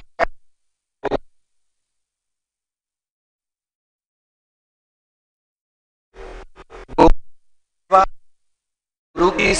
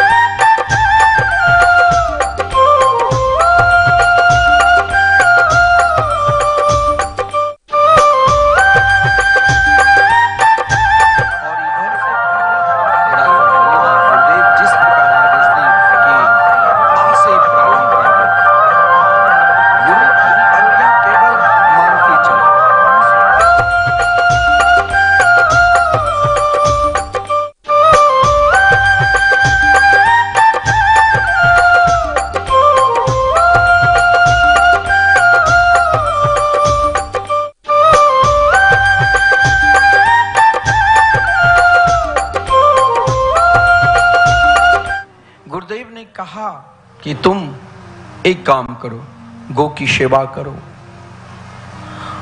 और ये जो एक श्रेष्ठ यज्ञ जैसे यहां हुआ था ना, कौन सा यज्ञ? जो इस कलयुग में एकमात्र भगवान के नाम ही सर्वोपरि। यज्ञ में कभी कोई मंत्र के कारण यदि हमें उदात्त अनुदात्त के भेद हो जाता है किसी विशेष अनुष्ठान में, तो फिर उन अनुष्ठान की सफलता हमें नहीं मिलती है। लेकिन वही अनुष्ठान यदि भगवान नाम के द्वारा प्रारंभ होता है, तो शुक्राचार्य जी ने कहा 100 अश्वमेध यज्ञ करने का संकल्प लो, लेकिन उन 100 अश्वमेध में 1000 कुंड बनाओ। कौन सी कुंड? उन हजारों कुंड में हरिनाम संकीर्तन प्रारंभ कर दो। भाई अब कीर्तन में क्या ताकत है? जो कीर्तन करते हैं और जो कीर्तन कराते हैं उनसे पूछो, जीवन का समस्त दुख की निवारण की ताकत और जीवन में सर्वस्व मिल जाता है। एक व्यक्ति घर में बहुत दुखी था। उनके घर में 5 सदस्य थे। जो कमाने वाले थे वो कोरोना में चला गया बेटा। कुछ दिन के बाद पति बचा, वो भी, उनको भी कोरोना हो गया उनके स्पर्श से, वो भी बेचारा चला गया। एक छोटा बेटा वो भी आया, वो भी चला गया। घर में बची उसकी माँ और बहू बहुत दुखी थी, स्वयं को मरने के लिए तैयार हो गई थी। एक दिन वो वृंदावन आई। वृंदावन जब आई तो महाराज श्री से कहा कि अब लगता है कि मर ही जाऊं, जी कर क्या करूं, घर में कोई है ही नहीं कमाने वाले। महाराज जी ने कहा अगर एक काम करो, तुम संकीर्तन करो। घर में कीर्तन, उन्होंने लगता था कि घर में कोई प्रेत आ रहा है, भय लगता था। बोले हमसे नहीं हुआ। बोले ठीक है, तो वृंदावन से कुछ कीर्तन करने वाले ले जाओ और अपने घर में कीर्तन करो। आज मानो वो 24 घंटे ने कीर्तन कराया और कहा कि हमारी इच्छा है कि हम 3 दिन यहाँ भी कीर्तन कराएं उनकी मुक्ति के लिए। जीवन में मुक्ति का साधन अपने पूर्वजों के कल्याण के लिए जो एकमात्र भगवान के नाम के आश्रित हो जाते हैं। पूज्य गुरुदेव ने आपसे कहा कि प्रहलाद जी के पिता हिरण्यकश्यप को जब उद्धार के भगवान नरसिंह ने, तो प्रहलाद जी हाथ जोड़कर प्रार्थना करने लगे, भगवान मेरे पिता में समस्त अवगुण ही थे जिसके कारण आपको अवतार लेना पड़ा, इनका कल्याण कहाँ होगा? तो बोले आप जैसे नामाश्रित घर में एक भी व्यक्ति यदि चाहते हैं कि अपने पूर्वजों को कल्याण करे या स्वयं अपने घर में सदा सुख शांति प्रदान करे या स्वयं अपनी आत्मा को शांति में रखे, तो एकमात्र हरिनाम संकीर्तन के अलावा जीवन में कुछ है ही नहीं। जीवन में भगवान का नाम संकीर्तन ही सर्वोपरि है। जिसके घर में भगवान के नाम संकीर्तन होते हैं उनके पितर, उनके पूर्वज 21 पीढ़ियां, 7 ससुर के पक्ष, 7 माता के पक्ष और 7 स्वयं अपना पक्ष, सब के सब भगवान के दिव्य धाम में जाकर संकीर्तन करने लग जाते हैं। राजा बलि को सद गुरुदेव ने कहा कि आप संकीर्तन प्रारंभ कर दो, और संकीर्तन मात्र से राजा बलि के अंदर विश्वास दे दिया कि आप जिनके संकीर्तन करोगे एक दिन जरूर आएगा। भगवान को कौन पहचान सकता है? मेरे बगल से भगवान निकल जाए तो क्या मैं पहचान लूं? भगवान को 2 ही व्यक्ति पहचान सकता है। पहला जो सत्संगी है, जिसने अपने जीवन में समस्त कार्य करते हुए केवल सत्संग किया, और दूसरा जो अहरनिशम जिसके आप नाम लोगे, हर पल हर क्षण याद करते रहोगे, कभी न कभी तो उनसे मिलने की आकांक्षा इच्छा होगी कि वो व्यक्ति ऐसे हैं, ऐसे चलते हैं, ऐसे बोलते हैं। तो हमने सत्संग के द्वारा उनको पहचान लिया, अब हमें उन्हें पुकारना है और उनके मंगल में नाम संकीर्तन के द्वारा, उनके स्मरण के द्वारा हम पुकारते हैं, तभी हम पहचान सकते हैं। बोले संकीर्तन और गौ सेवा करो। तीसरा का अतिथि सेवा। अतिथि यानी जो भी आवे, पहचानो ना पहचानो, उनकी सेवा करो। केवल गुरुदेव की आज्ञा मानकर सेवा की और गुरुदेव ने उस यज्ञ का नाम ही रख दिया विश्वजीत यज्ञ। विश्वजीत यज्ञ का मतलब ही है जो समस्त विश्व को जीत ले। लेकिन कुछ ही दिन के बाद उस विश्वजीत यज्ञ के यज्ञ कुंड से स्वयं एक रथ निकला और रथ पर बैठ कर कहा, गुरुदेव जाओ, तुम जहां भी त्रिलोकी में कहीं भी जाओगे विजयश्री तुमको मिलेगी। लेकिन प्रहलाद जी ने कहा कि मेरे पुत्र अनन्य नाम जापक है, सत्संगी है, संतों को, ब्राह्मणों को, गरीबों की सेवा सदा की है, इनको युद्ध करना ठीक है नहीं है। एक शंख दिया। देखिए ध्यान देना माताओं को, शंख में बहुत विशेषता है। शास्त्र में कहा गया है कि 7 साल के अगर आपके छोटे से बच्चे हैं, अभी तोतली भाषा बोलते हैं, तो उन्हें नित्य जो आप भगवान के मंदिर में जो शंख रखे हैं ना, उन शंख को, क्योंकि ध्रुव जी के उपाख्यान में सुना आपने, स्पर्श वालम कृपया कपोले, भगवान ने समस्त शास्त्र के ज्ञाता ध्रुव जी को केवल बना दिया था जो शंख ने गाल पर लगाकर। तो यदि शंख में बहुत विशेषता है, शंख बजाने से ही नहीं केवल भूत प्रेत भागते हैं। शंख यदि आपके घर में बच्चे को महाराज गलत स्वप्न दिखाई देता, रोता रहता है, शरीर में भोजन करने के बाद भी जिस प्रकार शरीर हिष्ट पुष्ट होना चाहिए वो नहीं होता है, और लगता है कि यह अधिक से अधिक तेजस्वी, विद्वान, संस्कारी बने, माता पिता की सेवा करे, भगवान की सेवा करे, तो खोजने की भी जरूरत नहीं। शंख, जिस शंख में मंदिर में आप भगवान को नित्य जल अर्पण करते हैं, वही शंख प्रातः काल लेकर भगवान के 4 बार नाम लेकर नारायण नारायण नारायण नारायण और उनके गाल में स्पर्श कर दोगे तो वही बालक बाद में परम तेजस्वी हो जाते हैं। और 7 वर्ष के बाद जब 11 साल के हो जाते हैं तो उनको शंख बजाना सिखाना चाहिए। हर घर में शंख बजना चाहिए। उससे क्या होता है, तो किसी भी प्रकार की अमंगलकारी कोई अकाल मृत्यु जल्दी नहीं होता है। तो विश्वजीत यज्ञ करने के बाद जो सर्वजित नाम के रथ निकला, उन रथ में अनेक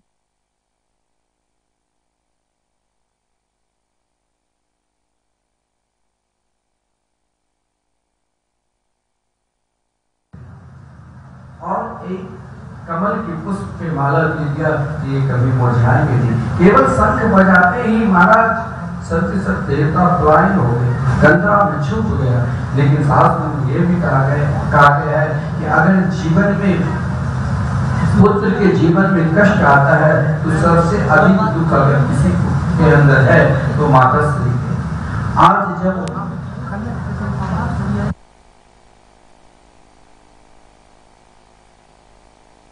यहाँ आया अदिति की कुटिया में, तो अदिति अकेली बैठी हुई थी। अदिति से जब कश्यप ऋषि ने पूछा, देवी आप उदास क्यों हो? जीवन में जो प्रभु से प्रेम कर लिया, उनसे प्रीत लगा लिए, उनकी उदासी का एक ही कारण है। पहला कारण तो ये हो सकता है सत्संगी है तो उनकी उदासी का, उनकी चिंता के कारण है। जो नित्य, अगर नियम है हम एक नित्य हनुमान चालीसा के पाठ करेंगे, नहीं होता है तो तकलीफ होता है। नित्य हम भागवत के 1 अध्याय पाठ करेंगे, नहीं होता है तो तकलीफ। नित्य हम प्रत्येक वृंदावन धाम में ठाकुर श्री राधा मोहन बिहारी के दर्शन करेंगे और श्री रामेश्वर भगवान महादेव के अभिषेक करेंगे, नहीं होता है तो दुख होता है। यहाँ अगर क्रोध भी उत्पन्न होता है तो इसे पाप नहीं माना जाता। और यदि जिसने इस प्रकार भगवान से प्रीत लगा ली, उसे फिर दुख होने की क्या जरूरत। लेकिन अदिति जो देवताओं की माता थी, उसने कहा नहीं महाराज, मेरे दुख का कारण देखिए, देवताओं की माता जीवन में किसी का कभी अनिष्ट सोचना ही नहीं चाहिए। अगर ऐसा नहीं है असुरों की माता ने व्रत नहीं किया था, उसने भी व्रत किया था, लेकिन वो चाहते थे कि मेरे घर में कोई ऐसा पुत्र आवे जो समस्त देवताओं को समाप्त कर दे। तो महाराज 1 साल के व्रत कश्यप ऋषि ने बता दिया था, परंतु कुछ नहीं हुआ। अनेक प्रकार के नियम बताने के बाद उन नियम में त्रुटि हुई तो वही इंद्र सूक्ष्म रूप धारण कर महाराज उन नन्हे से छोटे शिशु का कई रूप में काट दिया था, जो मरुतगणों के रूप में उत्पत्ति हुई थी। और यहाँ जब माता अदिति ने प्रार्थना की तो माता अदिति की प्रार्थना सुनकर कि मैं कभी किसी के अनिष्ट नहीं चाहती हूँ, मैं केवल एक ही इच्छा है, कामना है कि मेरे घर में कोई ऐसे पुत्र आवे जो हमारे पुत्र का जो धन सबके सब नष्ट हो गया है वो पुनः लौट कर आ जाए। कश्यप ऋषि के हृदय में बहुत प्रसन्नता हुई और कहा कि देवी, जो प्राणी कभी किसी के प्रति अनिष्ट सोचते ही नहीं, उन्हें उनके घर में तो स्वयं भगवान को आना चाहिए, और जिसके लिए आपको केवल 12 दिन की उपासना करनी पड़ेगी। पयोव्रत मात्र फागुन मास शुक्ल पक्ष प्रतिपदा से प्रारंभ की त्रयोदशी का अंत। और महाराज भगवान यज्ञ पुरुष का ध्यान करते हुए बिना भगवान के ध्यान से कुछ मिलता है नहीं। भगवान यज्ञ पुरुष को नित्य प्रार्थना करते थे और यही कहती थी, यज्ञेश यज्ञ पुरुषा च्युत तीर्थ पाद तीर्थ श्रवण मंगल नाम ध्येय आपन्न लोक ब्रजनोप समोदयाद्य शमना कृधीस भगवन नशिदीन नाथ। देखिए, भगवान को जब यज्ञ पुरुष से प्रार्थना की तो स्वयं को दीन नाथ का, हे दीनों की नाथ, आप मेरे यहाँ शीघ्र अवतार लो।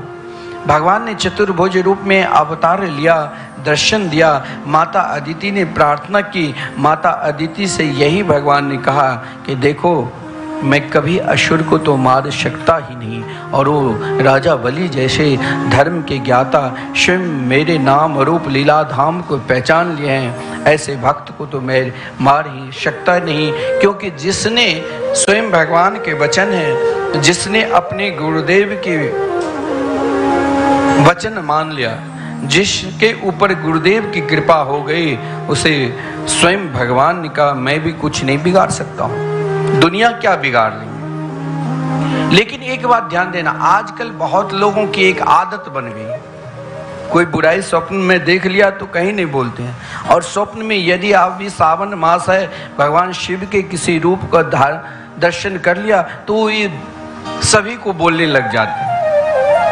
आपके जो इष्ट श्री राम श्री कृष्ण है, आज भगवान श्री कृष्ण के किसी प्रकार के लीला के दर्शन कर लिया तो हम सबसे बोलने लग जाते हैं। शास्त्र में कहा गया, इस कलयुग में यदि हम भगवान के प्रत्यक्ष दर्शन स्वप्न के द्वारा करते हैं तो उसे किसी से व्यक्त नहीं करना चाहिए। आपके भाव और आपके व्यक्त केवल आपके सद्गुरु ही पहचान सकते हैं, उनके सिवा किसी से व्यक्त यदि आप करोगे, कोई बहुत सुंदर आप स्वप्न देख रहे हो और उन स्वप्न को आप दूसरों को बता दोगे तो वह स्वप्न फिर बार बार आपको दिखाई नहीं देगी, और न वो रूप। यदि आप स्वप्न में भगवान के सुंदर रूप को दर्शन करते हैं तो उसे बताना नहीं चाहिए। स्वयं भगवान ने अपनी माता अदिति से कही, नेतत् प्रस्माख्येयं पृष्ठयापि कथं चना सर्वं संपद्यते देवी देवगूह्यं सुसंवृतं। हे देवी, मैंने जो ये रूप दर्शन दिया है ये किसी को बताना नहीं, ये स्वयं भगवान की आज्ञा थी, जिस कारण जब कश्यप ऋषि ने, जिस दिन भगवान स्वप्न में दर्शन दे देते हैं उस दिन के और आज के दिन दोनों अलग दिखाई देता है। आप स्वयं अनुभव कर लेना, जिस दिन आप स्वप्न कोई बहुत बढ़िया चीज दर्शन करते हैं प्रातः काल के बेला में, ब्रह्म मुहूर्त के बेला में, और शास्त्र में यह कहा गया है कि ब्रह्म मुहूर्त के समय यदि कोई बढ़िया स्वप्न आप दर्शन करते हो तो उसके बाद सोना नहीं चाहिए। यदि आप सो जाते हो तो स्वप्न में सफलता नहीं मिलती है, वो स्वप्न वहीं रुक जाता है। और महाराज यदि हम स्वप्न भगवान के सुंदर रूप को दर्शन करते हैं तो दिन भर एक प्रसन्नता रहती है। उस दिन आप अनुभव करके देख लेना, चाहे आपके अंदर बहुत क्रोध है, लेकिन स्वप्न में यदि हम भगवान को दर्शन करते हैं तो उस दिन निश्चय ही क्रोध नहीं आता है, क्योंकि दिन भर वही स्वप्न का चिंतन रहता है। तो सामने वाले जान जाते हैं, पहचान जाते हैं कि कल तक महाराज इनके स्वभाव कुछ और अभी अभी स्वभाव कुछ और। महाराज कश्यप ने अदिति की सुंदर भाव को जान गए कि और कहा, धन्य है देवी, आज आपने स्वप्न में जो अलौकिक रूप के दर्शन किए वही आज मेरे घर में पुत्र बनकर आ रहे हैं। महाराज कश्यप के बहुत हृदय में प्रसन्नता हुई। आदरणीय श्रीमान सुखदेव जी वर्णन करते हैं कि आज बड़ा सुंदर दिव्य दिन है, भादो मास शुक्ल पक्ष द्वादशी तिथि, दिन के ठीक 12 बजे भगवान वामन के रूप में, यानी यहाँ बालक के रूप में नहीं आया। लिखा है भागवत में, तम बटुम वामनम दृष्ट्वा मोदमाना महर्षय। भगवान वामन की सुंदर रूप को देखकर सब बहुत प्रसन्नता के साथ मुस्कुरा रहे हैं और यही कह रहे हैं कि महाराज मुझे सदा इनसे प्रीति जगे। जैसे नहीं भजन गाते हैं क्या, मेरी लगी श्याम संग प्रीत कि दुनिया क्या जानी, लगी श्याम संग प्रीत दुनिया क्या जाने। मेरी लगी श्याम संग प्रीत कि दुनिया क्या जानी, मेरी लगी श्याम संग प्रीत कि दुनिया क्या जाने कोई क्या जाने, क्या जाने कोई क्या जाने। मुझे मिल गया मन का मीत कि दुनिया क्या जाने, मिल गया मन का मीत दुनिया क्या जाने।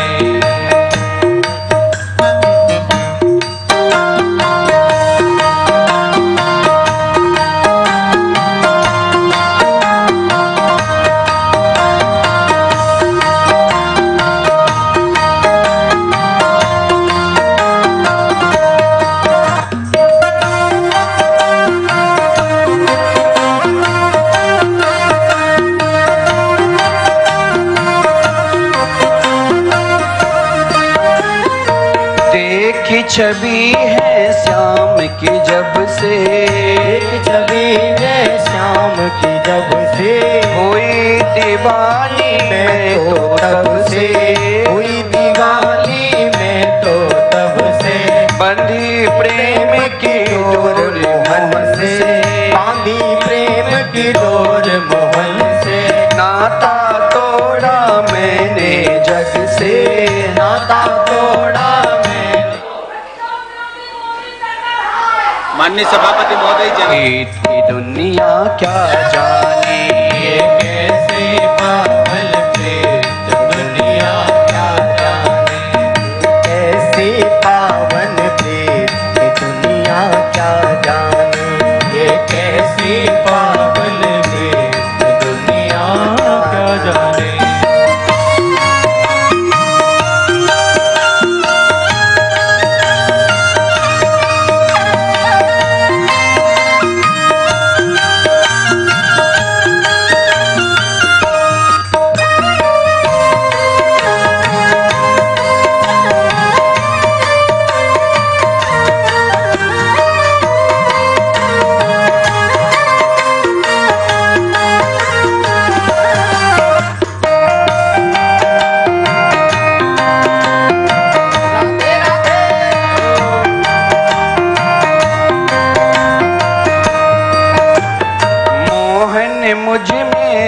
जाते हो, मोहन मुझ में रम जाते हो। ना जाने तुम क्या करते हो, ना जाने तुम क्या करते हो। पल पल तेरी याद सताए, हर पल तेरी याद सताए। मुझको कोई श्याम बताए, तो कोई श्याम बताए। कहूँ किससे मन के बात की दुनिया क्या जानी। लगी श्याम संग प्रीत दुनिया क्या जाने। मेरी लगी श्याम संग प्रीत दुनिया क्या जाने। मेरी लगी श्याम संग प्रीत दुनिया क्या जाने। हाँ क्या जाने कोई क्या जाने। क्या जाने कोई क्या जाने। अरे क्या जाने कोई क्या जाने। क्या जाने कोई क्या जाने। मेरी लगी श्याम संग प्रीत दुनिया क्या जाने। मेरी लगी श्याम संग प्रीत दुनिया क्या जाने। मेरी लगी श्याम संग प्रीत दुनिया क्या जाने। मेरी लगी श्याम संग प्रीत दुनिया क्या जाने। श्री वृंदावन बिहारी लाल की जय। जीवन में प्रीत क्या होता है? अब आप लोग बार बार सोचते होंगे, बहुत लोगों के मन में बार बार यही विचार भी उत्पन्न होता होगा, ना जाने हम कितने बार दान कर चुके हैं, ना जाने हम भगवान को अभी तक क्या क्या नहीं दिए। लेकिन यहाँ जब भगवान वामन का रूप धारण किए, तम बटु वामनम दृष्टा, तो उस समय देखिए भगवान को जिस समय दो तो उस समय रोना नहीं चाहिए। मैंने गलती किया, मैंने 50,000 रुपया दान दे दिया, मैंने गलती किया, मैंने 25,000 भागवत भगवान के लिए दान दे दिया, मुझसे बहुत बड़ी गलती हो गई जो मैंने 1,500 रुपया एक दिन का संकीर्तन करा लिया।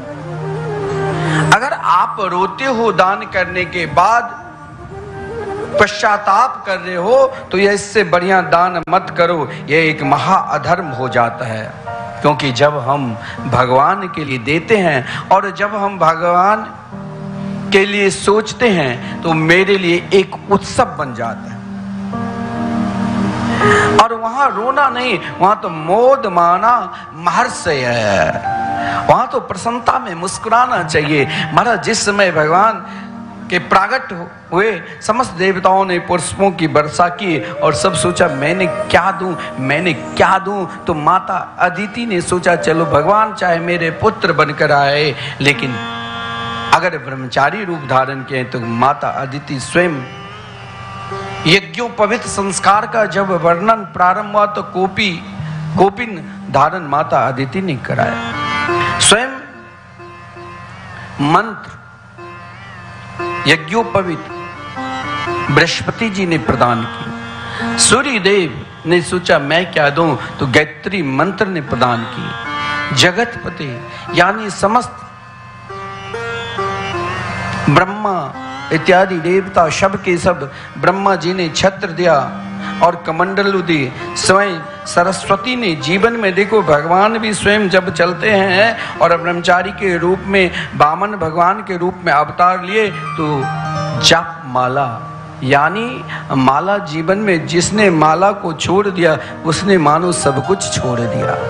जीवन में यदि हाथ में भी माला लेकर रखोगे तो महाराज एक संत कहा करते हैं कि आप भजन करो चाहे नहीं करो, लेकिन झोली माला देखकर ही यमराज डर जाते हैं। और यमराज वहां से क्या करते हैं, यम डरपियो जब दास कहा है। यमराज वहां हाथ जोड़कर लौट जाते ही तो भगवान के परम प्यारे भक्त हैं।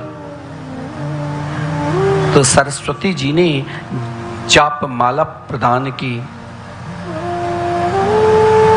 पृथ्वी देवी ने कुशा आसन दिया तो स्वयं अन्नपूर्णा ने कहा आप सभी को खिलाते हो लेकिन मैं भी ये पात्र प्रदान करूं। जीवन में भगवान को दो तो जब हम देते हैं तो वही देना ही उत्सव है।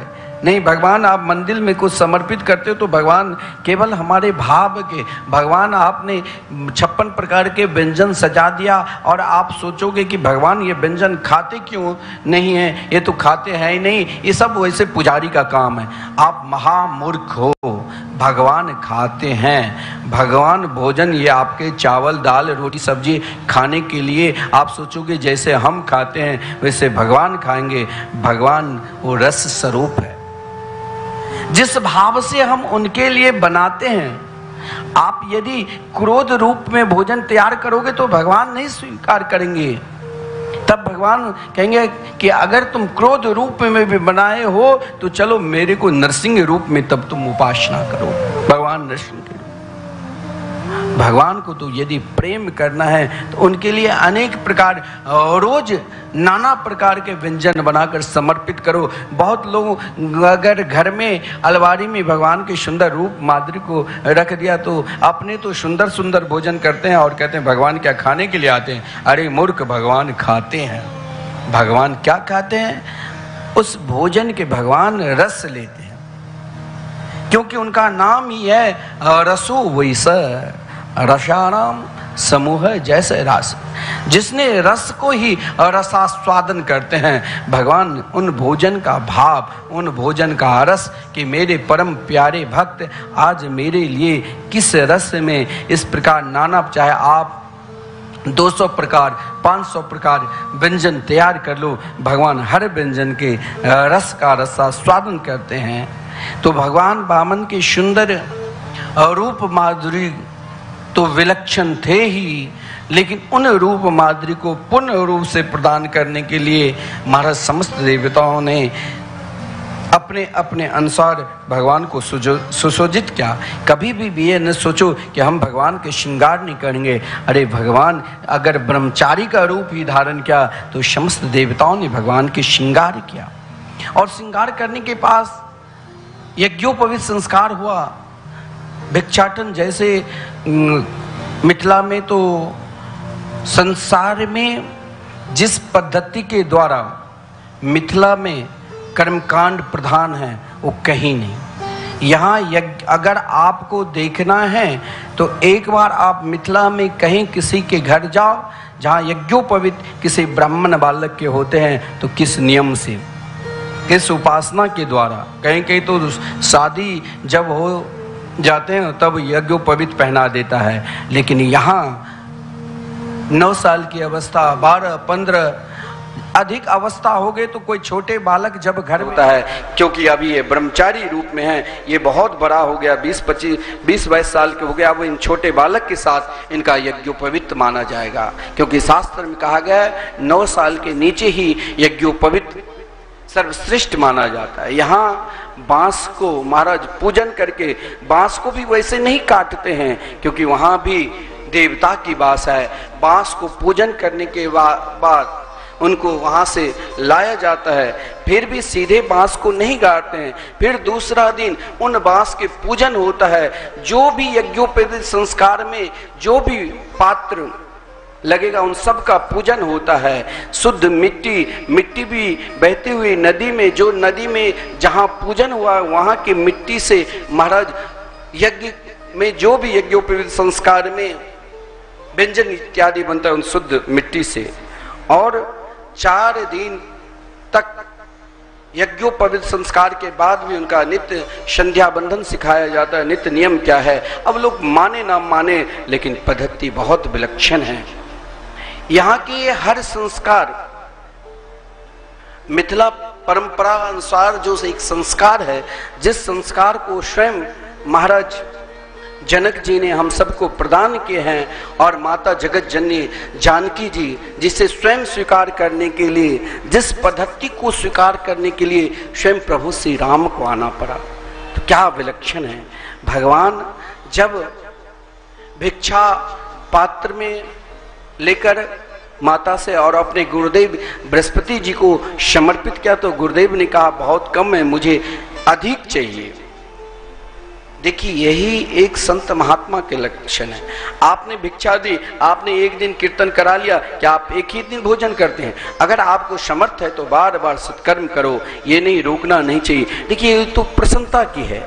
जिस समय कहा कि कहाँ मिलेंगे, बोले नर्मदा नदी के पूर्वी तट पर महाराज बलि 100 अश्वमेध यज्ञ करने का संकल्प लिया है। उनके द्वार पर जो भी कोई जाते हैं, जब आप किसी प्रकार के अनुष्ठान करो तो वहाँ बांटो, वहाँ सेवा करो, वहाँ दान दो। दान कभी व्यर्थ जाता ही नहीं।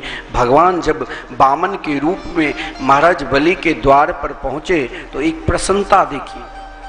जीवन में यदि आपके द्वार पर और आपके द्वारा किसी भी प्रकार के दान होते हैं, जैसे मानो आप दान कर रहे हैं कि श्री राम वृंदावन में मिथिला कुंज में संकीर्तन चल रहे हैं, तो उनमें प्रसन्नता से दान करना चाहिए। आपके हृदय में यह भाव हुआ कि रोज हम यहाँ पर बोले जाते हैं कि आप दान करो, लेकिन आपकी प्रेरणा नहीं जग रही है। जिस दिन स्वयं हृदय से प्रसन्नता हो कि नहीं, हमें भी श्री धाम वृंदावन में विशाल भागवत मंदिर जो निर्माण होगा, 18,000 श्लोक से परिपूर्ण शिलालेख पर लिखाया जाएगा, मेरा जितना ही समर्थ होगा। जहां तक प्रसन्नता हो वहीं तक दान करना चाहिए। अगर प्रसन्नता नहीं हो तो दान भी व्यर्थ हो जाता है। अगर प्रसन्नता है कि हम एक ईंट को दान करेंगे तो वही ईंट आपको भगवान से मिला देगा, चाहे वो ईंट 1100 रुपये की क्यों नहीं आप दान कर रहे हो। अगर आपके हृदय में प्रसन्नता है, नहीं हम एक अश्लोक का दान करेंगे मात्र 5100 है, तो प्रसन्नता में दान करना चाहिए। हमारी इच्छा है कि हम भी चाहे एक संत को, कोई जरूरी नहीं है कि हम हजारों संत के श्री धाम वृंदावन में जो संकीर्तन कर रहे हैं, महापुरुष जो संत वो वृद्ध निवास कर रहे हैं, चाहे हमें 5 संत को खिलाना है वो भी हम आपके दान स्वीकार करेंगे। चाहे हम 11 संत को, 21 संत को, और चाहे विशाल भंडारा भी करेंगे, सब स्वीकार किया जाता है। लेकिन इन सब करने के बाद अगर आपके हृदय में तनिक भी दुख और तकलीफ होता है तो शायद आपके पास भगवान भी रहेंगे तो कुछ नहीं मिलेगा। और यदि आपने प्रसन्नता में जब कोई शुभ कार्य करने के लिए कोई संत महापुरुष सदगुरु आपके द्वार पर आते हैं, मांगने के लिए आपसे मांगते हैं, क्या वो अपना उपयोग करते हैं? आप स्वयं देख रहे हो कि आपका धन का सदुपयोग हो रहा है, यहाँ दुरुपयोग हो रहा है। उनके कोई घर और परिवार, कोई सगे संबंधी ये नहीं है जो साधु बने, वो निष्ठा पूर्वक आश्रम के लिए आपके द्वारा जो निर्माण किया गया, अभी तक जो भी आश्रम में, चाहे वृंदावन धाम हो और चाहे वृंदावन धाम में भी एक हृदय में प्रसन्नता होती है कि मिथिला कुंज में देखो आज महाराज क्या उत्सव चल रहा है। भारतवर्ष के बड़े बड़े विद्वान आकर वहां कथा करते हैं, ऐसी व्यवस्था है। यहाँ भी जब कोई महात्मा कोई आते हैं तो देखते ही देखते महाराज श्री कम ही समय में विलक्षण प्रतीक वृंदावन का निर्माण कराए। तो जीवन में यदि जब हम भगवान की ओर बढ़े तो प्रसन्नता होना चाहिए। किस प्रकार प्रसन्नता? जब राजा बलि ने देखा दूर से नन्हे से छोटे से ब्रह्मचारी के रूप में महाराज अलौकिक महापुरुष आ रहे हैं, उन्हें पता भी नहीं था कि साक्षात भगवान है। तो भगवान भक्ति इस प्रकार करो कि स्वयं हमें भगवान पहचान करा दे कि मैं भगवान हूं। जिस समय राजा बलि ने भगवान के सुंदर रूप माधुर्य को दर्शन किया तो महाराज क्या कहा, स्वागत क्या, स्वागत स्वयं पत्नी बेटी सब उपस्थित है। आज तक महाराज बलि ने किसी पर को इस प्रकार स्वागत नहीं किया था। कहा महाराज स्वागतम ते नमस्तुभ्यम ब्रह्मन किंकर बाम ते ब्रह्मर्षिणाम तपसाक्षा मन्ये त्वार्ये बपूर्धरम। जीवन में आज तक हमने जो साधना की है, जो तप किया है, आपने पूर्व जन्म में बहुत साधना की होगी, बहुत गरीब बच्चों को खिलाए होंगे। ऐसा नहीं है पूर्व जन्म में आपने मंदिर नहीं गया होगा, पूर्व जन्म में आपने ऐसा नहीं है जो सत्संग नहीं की होगी। आज उन सत्संगों के फल से आपके हृदय में ऐसी रुचि जाग जाती है कि हम भी दान पुण्य और सत्कर्म करें, परमात्मा के मंदिर में जाकर नित्य उनके समक्ष उनकी स्तुति करें। और जिस दिन मन भगवान के निकट जाने की इच्छा होती है, यही तो जीवन का सर्वश्रेष्ठ। राजा बलि ये नहीं कहा कि मैंने बहुत बड़ा अभी अभी यज्ञ किया, का आज तक मैंने एक जन्म कौन के अनेकों जन्म तक जो तप किया है और वो समस्त तप एकत्रित हुआ है, तब आप जैसे आत्मनिष्ठ महापुरुष ब्रह्मचारी के दर्शन हो रहे हैं। और मुझे तो महाराज जीवन की प्रसन्नता कैसे व्यक्त किया, मालूम नहीं कि भगवान है। हृदय कह रहा है कि कहीं भगवान तो नहीं है, कहीं साक्षात भुवन भास्कर सूर्य ही तो मेरे यज्ञ में उपस्थित नहीं होंगे। चाहे जो हो, ऐसा दिव्य ब्रह्मचारी को दर्शन मात्र से ही जीवन, कोई साधु संत महापुरुष भजनानंदी मिले तो वहां दुख नहीं करना चाहिए, वहां प्रसन्नता में मुस्कुराना चाहिए। क्योंकि राजा बलि ने क्या कहा, अद्दिन पितरस्तृप्ता अद्दिन पापितं कुलम अद्य शिष्ट क्रतुरयं यद भवा नागतो गृहां। जिस दिन आपने एक दिन संकीर्तन भगवान की ओर चल दिए, संकीर्तन कराने से क्या फल मिलता है, भगवान के निकट जाने से क्या फल मिलता है।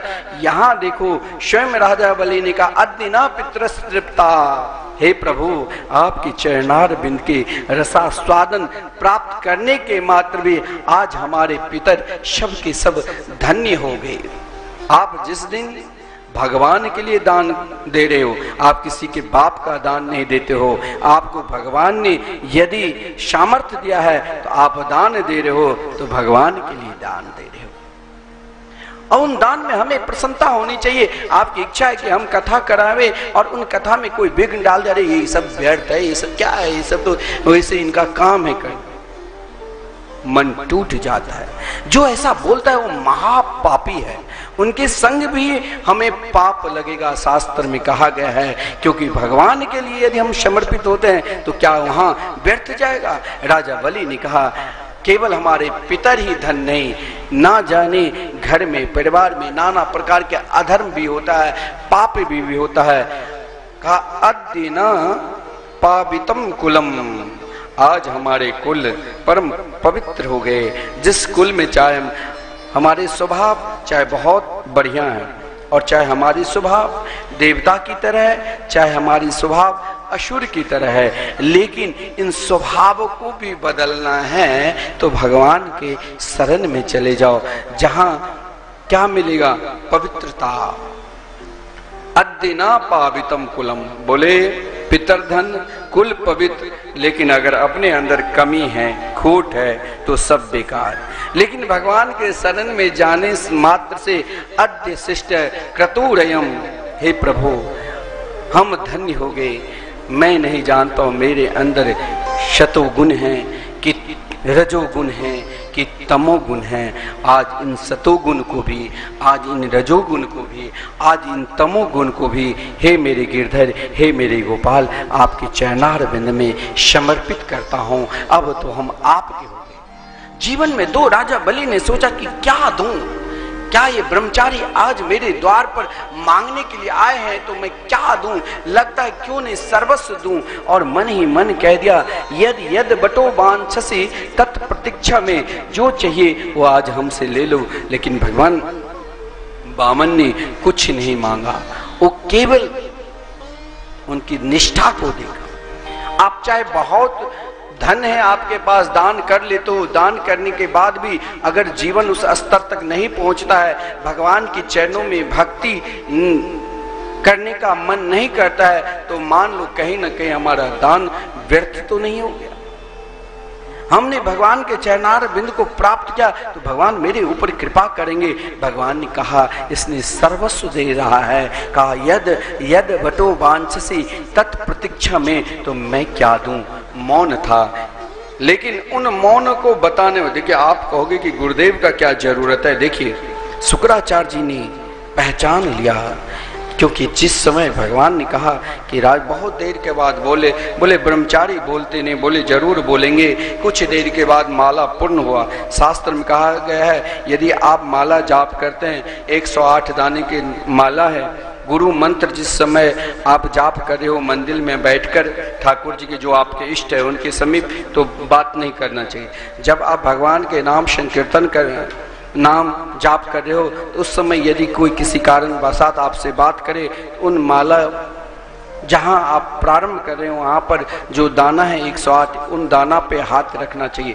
ऐसा नहीं कि अब हम इसे छोड़कर फिर इसे बांध कर बाद में कर लेंगे, फिर वो अपराध लगता है, उन्हें पूर्ण करना होगा। जितनी देर बात व्यर्थ बात नहीं, कोई काम की बात करे, कोई क्रोध की बात करे, कोई लोभ की बात, ये बात अगर सत्संग की बात करे और यदि कोई घर के विशेष कार्य है तो बात करना पाप नहीं लगता है, लेकिन उन माला को बीच में छोड़कर अगर हम रख देते हैं तो ये महापाप माना गया है। इसीलिए उनके गुरुदेव ने कहा कि माला पूर्ण होने दीजिए फिर आपसे बात करेंगे। बोले कुछ तो ले लो मेरी प्रसन्नता के लिए। आप भगवान की प्रसन्नता के लिए यदि आप दे रहे हो तो धन केवल भगवान ने ये नहीं कहा पदानी त्रिणी दैत्येंद्र समितानी पदा ममा, यदि आप मुझे देना ही चाहते हो तो 3 कदम दो। राजा बलि को ठीक नहीं लगा। बहुत लोग कहते मेरे पास 5 संतों के भोजन कराने के लिए 500 है, क्या दूं नहीं दूं? हमने उनसे कहा नहीं आप दो ना, वो तो आपकी इच्छा है, जिज्ञासा है, इसमें हम रोकने वाले, हमें क्या ताकत जो मैं रोक लूं? वो तो आपकी भावना उच्च कोटि है, आपकी समर्थ उच्च कोटि है। आप जितने संतों को खिलाओगे उसमें हम और सहयोग कर देंगे। संकल्प के लिए तैयार हुआ। गुरुदेव ने कहा कहीं मेरे शिष्य भटक ना जाए, इसीलिए गुरुदेव ने पहचान कराया, शुक्राचार्य जी ने पहचान कराया और कहा ऐशा विरोचिने साक्षात भगवान विष्णुरव्यय कश्यपाददितेर जातो देवानां कार्यसाधक। अरे गुरुदेव क्या किसी को जीवन को भटका सकता है? अब उन्हें पूर्ण रूप से समर्पित करा दिया। अभी तक पूर्ण रूप से समर्पित नहीं था, अब समर्पित करा दिया। अरे मूर्ख, पेड़ चूकना नहीं, ये 3 ही कदम में चाहे सर्वस्व ले ले, क्योंकि ये साक्षात, अरे विरोचन कुमार, ये साक्षात अव्यय है। भगवान विष्णु रव्यय, अव्यय व्याकरण के आधार पर जिसका कभी नाश ही ना हो, जिस शब्द का, यानी ये साक्षात सत्य महापुरुष है, यही साक्षात परब्रह्म परमात्मा है। ये इस समय देवताओं के कार्य सिद्ध के लिए कश्यप अदिति के पुत्र बने हैं। अगर मैं कह दूं मना कर दो, हो सकता है शुक्राचार्य जी ने कहा मत दो, सर्वस्व ले लेगा। कहा गुरुदेव बस आपने तो मंत्र दे दिया, आप जब पहचान करा दिया कि ये भगवान है और ये सर्वस्व ले लेगा तो मैं झूठ क्यों बोलूं? गुरुदेव ने कहा भी कुछ ऐसा भी स्थान है जहां झूठ बोलने से पाप नहीं लगता है। स्त्रीसु नर्म विवाहे च वित्यर्थे प्राण संकटे गो ब्राह्मणार्थे हिंसायाम ना तमस्या जुगुप्सया। अगर कोई उल्टा स्त्री के मन में पड़ गया है तो वहां अशत बोलने से पाप नहीं लगा। हंसी मजाक में यदि हम अशत बोलते हैं तो वो भी पाप नहीं माना जाता। किसी की बेटी की शादी आपके सत्य वो असत्य बोलने से उनकी शादी बढ़िया घर में हो जाए तो 1000 बार अशत बोलना चाहिए। अपना धन की रक्षा के लिए, वित्त की रक्षा के लिए वहां भी अगर असत्य बोला जाता है तो पाप नहीं। किसी के प्राण संकट में है और आपके असत्य बोलने से यदि उनका प्राण बच जाए तो भी वहां असत्य बोलना चाहिए। गौ की रक्षा के लिए, ब्राह्मणों की रक्षा के लिए, और जहाँ हिंसा वृत्ति होती है वहां असत्य बोलने से पाप नहीं लगता है। लेकिन बोले यहाँ वो वित्त नहीं है जब केवल राजा बलि को आत्मसमर्पण भक्ति, नवदा भक्ति का जो आत्मनिवेदन भक्त के आचार्य है तो राजा बलि। गुरुदेव ने केवल पहचान करा दिया। बोले गुरुदेव अब मैं असत्य बोलूंगा ही ना। ना जाने मैंने अपने जीवन में कितने असत्य बोला, आज आपकी कृपा से आपने मुझे सत्य को पहचान करा दिया। आपने जब मंत्र दे दिया और मंत्र देने के बाद आप कहते हो इस मंत्र को छोड़ दूं, अब तो मेरे जीवन के लिए यही सत्य रूपी मंत्र ही आगे मुझे परमात्मा के चरणारविंद में ले जाएगा। महाराज संकल्प लिया।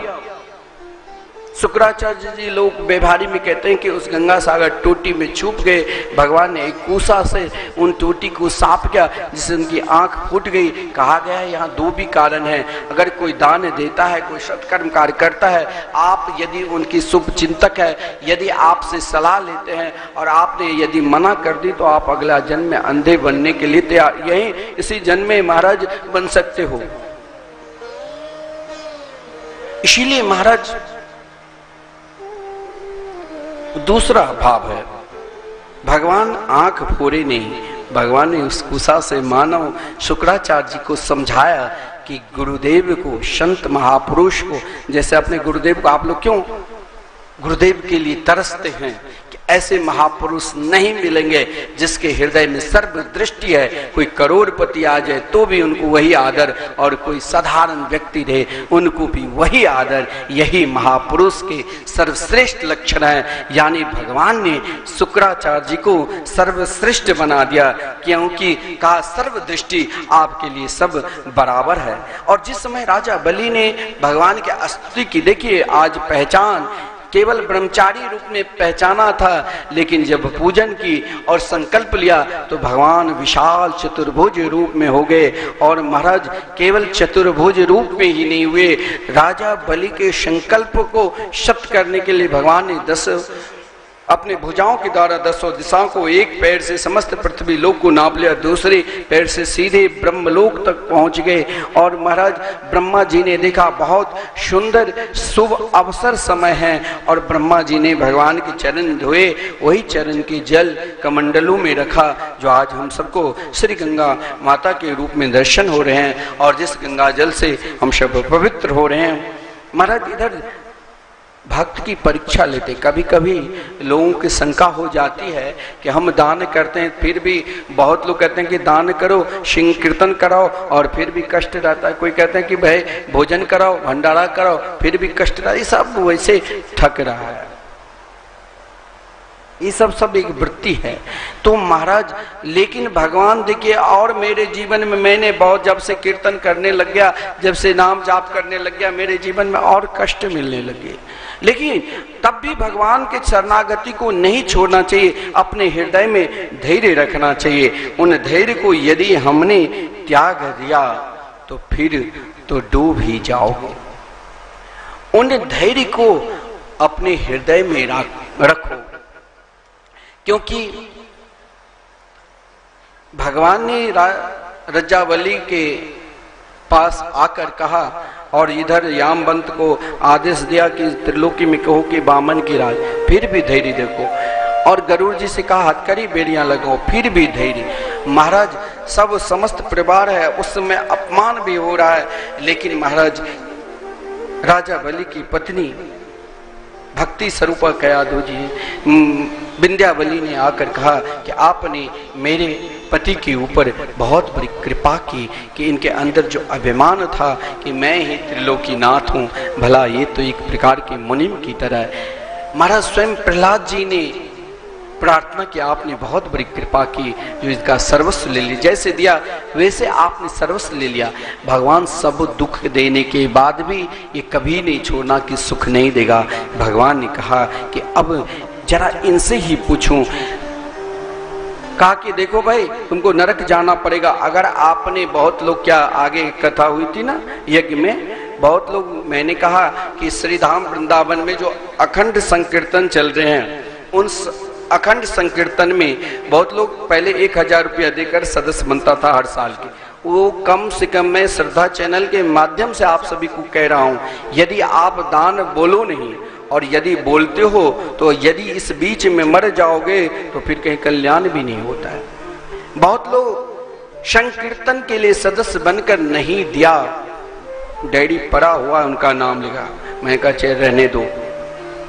पूज्य गुरुदेव का सत्संकल्प जुड़ा था, फिर यहाँ यज्ञ हुआ तो टीवी चैनल पर लोग अपना नाम कि हमारे नाम सब सुने, मेरे नाम, तो नाम के लिए 21 हजार के 80 लोग दिया था कि हम सब दान करेंगे, हम सब उनके नाम से। मैंने कहा था श्रीधाम वृंदावन में आपके नाम से एक दिन संकीर्तन और एक संत का भोजन निरंतर चलता रहेगा, और मरणोपरांत भी संकीर्तन नहीं बंद होगा आपके नाम से और उन संतों की भोजन। लोग ने क्या, जो सही में लगा कि नाम सर्वोपरि है, उसने तो कहा कि महाराज जल्दी दे दूं, और जो महापुरुष ऐसे हैं उनका नाम तो मैं नहीं लूंगा भागवत पीठ से। महाराज उसने चर्चा भी नहीं किया, 2-4 बार फोन लगाए, लेकिन उनको क्या मतलब, चर्चा तक नहीं किया।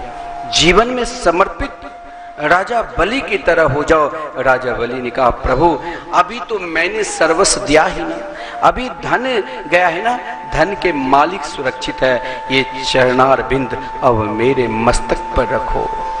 भगवान के नेत्र सजल हो गए। भगवान ने कहा धन्य हो आप जैसे राजा के लिए तो केवल तुच्छ पृथ्वी लोक ही काफी नहीं है, स्वर्ग लोक ही नहीं, आपके लिए तो मैं अलग से सर्वश्रेष्ठ लोक दूंगा, जिस लोक का नाम ही रहेगा शुतल लोक, जहां 52 द्वार होंगे। देखिए भगवान के भक्त समस्त कुछ ऐसे प्रेमी हैं जो कहीं भी जाएंगे अपने ठाकुर जी को कभी नहीं छोड़ेंगे, अपनी झोली माला को कभी नहीं छोड़ेंगे। पूज्य गुरुदेव ने कहा था कि भगवान से भी श्रेष्ठ कौन है, तो उनके नाम। अरे महाराज कहीं झोली माला भूल गया तो मेरा जीवन का सब कुछ चला गया। ना जाने मंत्र मूर्ति माला को कभी त्यागना ही नहीं चाहिए। बहुत लोग हृदय से लगा कर रखते हैं कि यही मेरा सर्वस्व है। तो जब भगवान वामन ने कहा तुम्हारे लिए वहां शुतल लोक रहेगा, 52 द्वार देंगे, लेकिन राजा बलि अब रुदन क्या, प्रभु उन 52 द्वार पर मैं क्या करूं। बोले महाराज समस्त लोकपाल वहां नित्य प्रति निवास करेंगे। बोले मुझे नहीं चाहिए, उन द्वार पर जिधर से मैं निकलूं, भाव यही सोचना चाहिए मैं जिधर से निकलूं वहां तो आपके केवल चरणार बिंद की धूल मेरे मस्तक पर पड़ते रहे, और मुझे क्या चाहिए प्रभु। भगवान से तो यही प्रार्थना करो कि अगर देना ही है, हे रास रासेश्वरी, हे श्यामा जो, तो मात्र एकमात्र आपकी चरणार बिंद की धूल मेरे मस्तक पर पड़ते रहे, और हमें क्या चाहिए। महाराज यही प्रार्थना हम सबको करना चाहिए और यही कहना चाहिए क्या, राधे तेरे चरणों की, श्यामा तेरे चरणों की, राधे चरणों की, श्यामा तेरे चरणों की, धूल जो मिल जाए,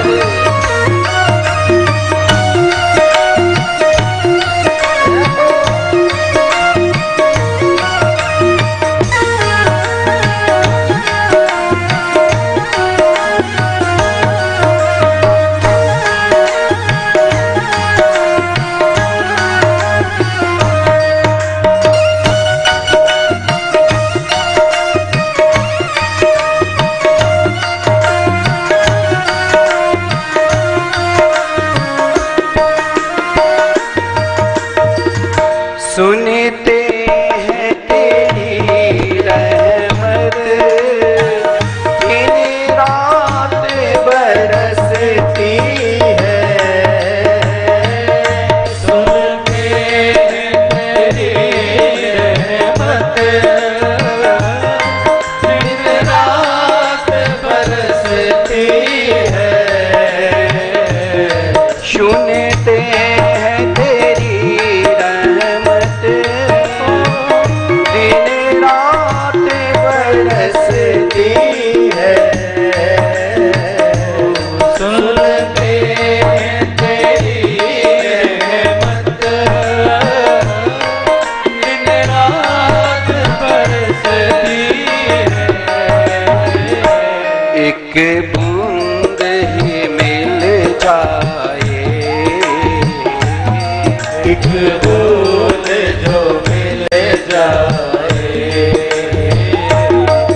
दिल के गले जाए,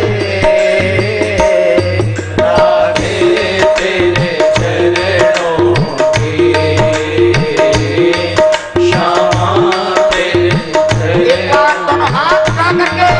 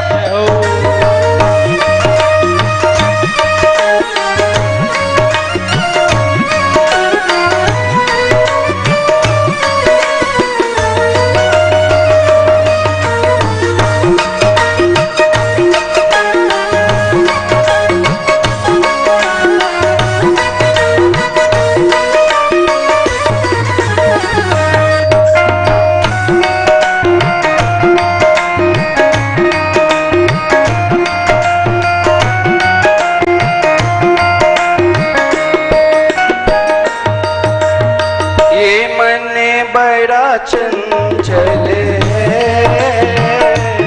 कैसे तेरा भजन करूं। ये मन बड़ा चंचल है, कैसे तेरा भजन करूं। ये मन बड़ा चंचल है, कैसे तेरा भजन करूं। ये मन बड़ा चंचल है, कैसे तेरा भजन करूं। जितना इसे समझाऊं, जितना इसे समझाऊं, उतना ही मचल जाए रातें तेरे चरणों की, जहाँ तेरे चरणों की हर धूल जो मिल जाए, रातें तेरे चरणों की, जहाँ तेरे चरणों की। ओ सच कहता हूँ नहीं, ओ सच कहता हूँ मेरी तकदीर बदल जाए, गाने तेरे चरणों की, जहाँ तेरे चरणों की, ओ गाने तेरे चरणों की, जहाँ तेरे चरणों की। बोली राधा रानी की जय। जीवन में परमात्मा के प्रति समर्पित होना चाहिए। महाराज बलि ने समर्पित हुआ, भगवान उनकी आज्ञा मानकर 52 द्वार पर है। वो तो लक्ष्मी जी जाकर पूर्णिमा जो आगे आने वाले रक्षाबंधन, फिर लक्ष्मी जी भाई बनाकर पुनः हम सबको दर्शन कराते हैं प्रभु को। और महाराज एक रूप से वामन भगवान उपेंद्र के रूप में निवास किया स्वर्गलोक में, और अपने गुरुदेव को सबको समर्पित किया। देव राजेंद्र के छोटे भाई के रूप में रहे। भागवत में भगवान के चरित्र अनेक है, चाहे महाराज सत्यव्रत की हो, जो भगवान भक्त को ना जाने किस माध्यम से, किस जगह पर, किस ओर कल्याण कर दे।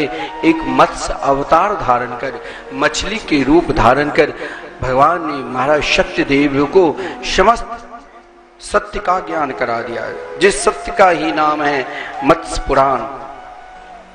सूर्यवंश चंद्रवंशों के राजा में महाराज इक्ष्वाकु से लेकर, महाराज निर्ग से लेकर, महाराज मानधाता से लेकर मर्यादा पुरुषोत्तम भगवान श्री राम इस धराधाम पर अवतार लेकर हम सबको भागवत धर्म के सुंदर उपदेश दिया। चंद्रवंश में भी महाराज चंद्र से लेकर, महाराज याति से लेकर, महाराज पुरु से लेकर, महाराज यदु से लेकर, जिस यदु वंश में महाराज स्वयं भगवान श्री कृष्ण अवतार लेकर हम समस्त प्राणियों को दिव्य प्रेम मार्ग का सुंदर उपदेश करते हैं। जिस वंश परंपरा में महाराज यदु वंश परंपरा में एक से एक राजा रंती देव, जो स्वयं भूखे रहकर महाराज भगवान से यही प्रार्थना की हमें कुछ नहीं चाहिए, समस्त प्राणियों के अंतःकरण में निवास कर उनके दुख को केवल अकेला मैं भोगूं। जहां स्वयं भगवान श्री कृष्ण अवतार लिया। श्री कृष्ण के चरित्र दशम स्कंद में बड़ा विलक्षण है, जहां हम सबको सीधे प्रेम की ओर जोड़ा। जीवन में हमें कैसे, किस प्रकार स्वयं को जीना चाहिए और महाराज किस प्रकार जीवन में प्रेम को जागृत करना चाहिए। प्रेम का जागृत जब हम संसार में माता अपने नन्हे से छोटे से शिशु को लालन पालन करके उनकी इच्छा उनकी प्रेम एक ही जगह टिका रहता है कि बड़े होने पर केवल मेरे को सेवा करेंगे। उन प्रेम को हम एक क्षण में तोड़ देते हैं और अपने माता पिता से अलग हो जाते हैं। भगवान श्री कृष्ण हमें सिखाया कि किस प्रकार माता से प्रेम करना चाहिए, किस प्रकार पिता से प्रेम करना चाहिए। जिस पिता ने हमें उंगली पकड़कर चलाया उन पिता से किस प्रकार प्रेम करना चाहिए। आज समाज में हम बड़े हैं चाहे छोटे हैं, अपने समस्त तीर्थों को यदि आनंद लेना है तो माता पिता के चरणार बिंद में ही समस्त तीर्थ निवास करते हैं। भगवान श्री कृष्ण ने यही हमें शिक्षा दी। इसीलिए तो श्री कृष्ण जन्मोत्सव मनाते हैं।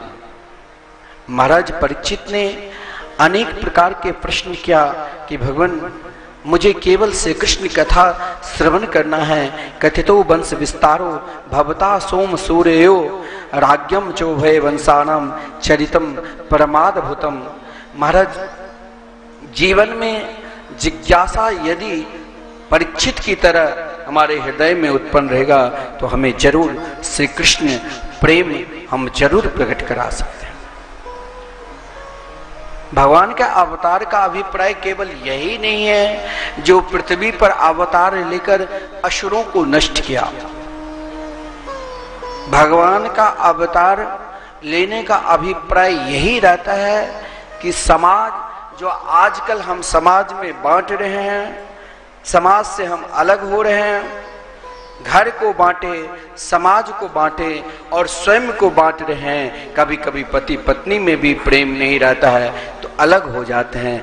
भगवान श्री कृष्ण ने हमें बांटना सिखाया ही नहीं, हमें जोड़ना सिखाया। उनके अवतार लेने का प्रयोजन धर्म की रक्षा के लिए होते। जब जब अधर्मी बढ़ता है, जब हम स्वयं इस सनातन संस्कृति को स्वीकार करने के बाद अपने धर्म को, अपने सनातन धर्म को आगे बढ़ाना चाहिए, प्राणी मात्र को श्री राम कृष्ण के चरणार बिंद का आश्रित बनाना चाहिए, लेकिन हम स्वयं भटका रहे हैं। भगवान ने उन समस्त भटकाव को दूर कराकर अपने चरणार बिंद से प्रेम प्राणी मात्र कैसे करे, ये भगवान का मुख्य प्रयोजन था। बहुत लोग कहते हैं अधर्मी को उद्धार करने के लिए जिनके संकल्प मात्र से समस्त सृष्टि को एक क्षण में लय कर देते हैं, उन्हें क्या अवतार लेने की जरूरत। अरे किसान जैसे धान की खेती किया, फसल हरी हरी रहते हैं, किसान बीच में जाकर देखता है कि फसल सही सुरक्षित है कि नहीं। उन फसलों की सुरक्षा के लिए श्री किसान जब वहां पर पहुंचते हैं तो उनका उद्देश्य रहता है फसल में घास बहुत निकल गया है, इन घास को दूरियां करना है। इन घास को दूरियां करने के लिए किसान फावड़ा चलाते हैं। जब फावड़ा चलाते हैं तो फसल को बचाते हुए केवल उनका उद्देश्य है कि घास को नष्ट करना, बल्कि फसल को नष्ट करना ये उद्देश्य कदापि नहीं है। भगवान भी जब संसार में अवतार लेते हैं तो समस्त चर अचर प्राणियों में केवल उनके हृदय में, अगर असुर ने भी अभी अभी आप भगवान के चरित्र श्रवण के, असुर भी भगवान से प्रेम करते हैं तो उनके प्रेम में बंध जाते हैं। भगवान केवल श्री कृष्ण हमें केवल गीता के उपदेश ही नहीं दिया, श्री कृष्ण हमें केवल प्रेम सिखाया है कि माता पिता से प्रेम करो, समाज से प्रेम करो, किसी से दूरियां मत बनाओ, क्योंकि सब में भगवान निवास करते हैं। जैसे किसान का प्रयोजन है घास को नष्ट करना, यदि भगवान उन प्रेम में असुर स्वभाव के व्यक्ति विघ्न डालने के लिए आते हैं तो भगवान उन असुरों को भी नष्ट कर देता है। भगवान का केवल एक ही स्वभाव है, समस्त प्राणियों में प्रेम को जगाना, क्योंकि वो प्रेम माधुरी में ही सदा लीन रहते हैं। जब पृथ्वी देवी गो का रूप धारण किया और ब्रह्मा जी को साथ में लेकर, समस्त देवताओं को साथ में लेकर, भोलेनाथ को साथ में लेकर क्षीर सागर पर पृथ्वी देवी भगवान की स्तुति की, तो लिखा है जगामा सत्रनस तीरम क्षीरप पयोनिधि। एक शब्द को 2 बार इसीलिए कहा कि भगवान केवल क्षीर सागर में ही नहीं, ऐश्वर्य रूप में ही नहीं आते हैं। भगवान आपने पूज्य गुरुदेव के द्वारा श्रवण की है, जो जिन लोगों को स्मरण होगा गुरुदेव ने किस प्रकार भगवान विष्णु कैसे प्रकट हुए दिव्य गोलोक धाम में, जहाँ केवल दिव्य वृंदावन में भगवान, चाहे वहाँ ब्रजांगना हो, भगवान के सखा हो, जड़ हो, चैतन्य हो, अरे दूध से भी जब भगवान अपने दिव्य बंसी को बजाते हैं, उनसे जो बंसी से दिव्य धुन तरंग प्रकट होते हैं, वही तरंग मानो उन पय सागर में जो तरंग उठती है, प्रसन्नता में तरंग जो उठती है, वह प्रसन्नता ही तो कहीं स्थिर होगा। प्रसन्नता को कहीं ना कहीं तो आप बांटोगे ही, वही प्रसन्नता क्षीर सागर है। और वही क्षीर सागर में भगवान ने अपनी दाएं भुजा से महाविष्णु और बाएं भुजा से स्वयं रासरस श्री राधा रानी ने महालक्ष्मी प्रकट की। आप सब पूज्य गुरुदेव के द्वारा बहुत विस्तार पूर्वक श्रवण किए। भगवान से प्रार्थना करने के भी एक तरीका है। प्रार्थना करने की ऐसी तरीका नहीं है आपको जैसे इच्छा है हम वैसे ही प्रार्थना कर ले। अब तो रोज ही हम सब प्रार्थना करते हैं। क्या प्रार्थना मतलब स्वयं को समर्पित हो जाना, और जब हम स्वयं को समर्पित हो जाएंगे, इसके लिए सर्वप्रथम हमें पृथ्वी के तरह अपना स्वभाव बदलना पड़ेगा। भगवान का स्वभाव शांत है, हमें इसके लिए महाराज गो रूप धारण, पृथ्वी क्योंकि बैल का रूप धारण क्यों नहीं किया, अन्य पशुओं के रूप धारण क्यों, गो यानी अपने इंद्रियों को केवल भगवान के चरणारविंद में समर्पित करना। ब्रह्मा के निकट पृथ्वी क्यों गई, ब्रह्मा जी बुद्धि की प्रतीक है, और बुद्धि भी कभी कभी महाराज ना जाने कहाँ चली जाती है। इसलिए सत्वगुण, जीवन में सत्वगुण उत्पन्न है तो जीवन सत्कार करने के लिए आगे बढ़ेगा।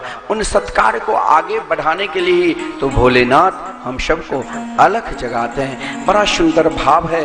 महाराज पृथ्वी ने प्रार्थना की, ब्रह्मा जी ने प्रार्थना की, भगवान ने मथुरा में प्रकट लिए वसुदेव और देवकी के घर में, जहां कंस ने जिस वसुदेव और देविका का विवाह बड़े उत्साह पूर्वक कराया था, वहीं पर भगवान प्रकट हुए।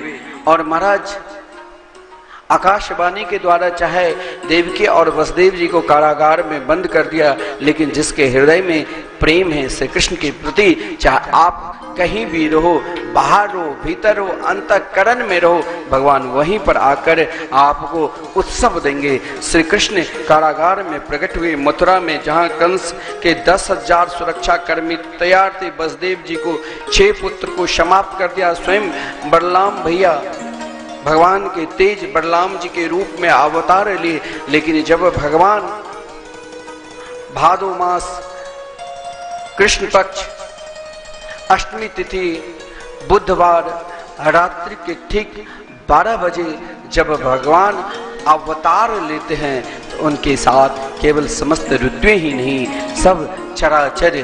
मानो प्रसन्नता क्या है, भगवान को देखते ही अगर हम कोई सत्कर्म कार्य करते हैं तो प्रसन्नता होनी चाहिए। महादुर्दांत महाबली कंस के कारागार जेल में बंद आदरणीय श्रीमान वसुदेव जी ने जब उस अद्भुत बालक को देखा, तमद्भुतम बालकम वसुदेव इच्छत, तो वसुदेव जी ने सुंदर स्तुति की, देवकी जी भी सुंदर स्तुति की, और भगवान ने सुंदर शिशु का रूप धारण कर लिया।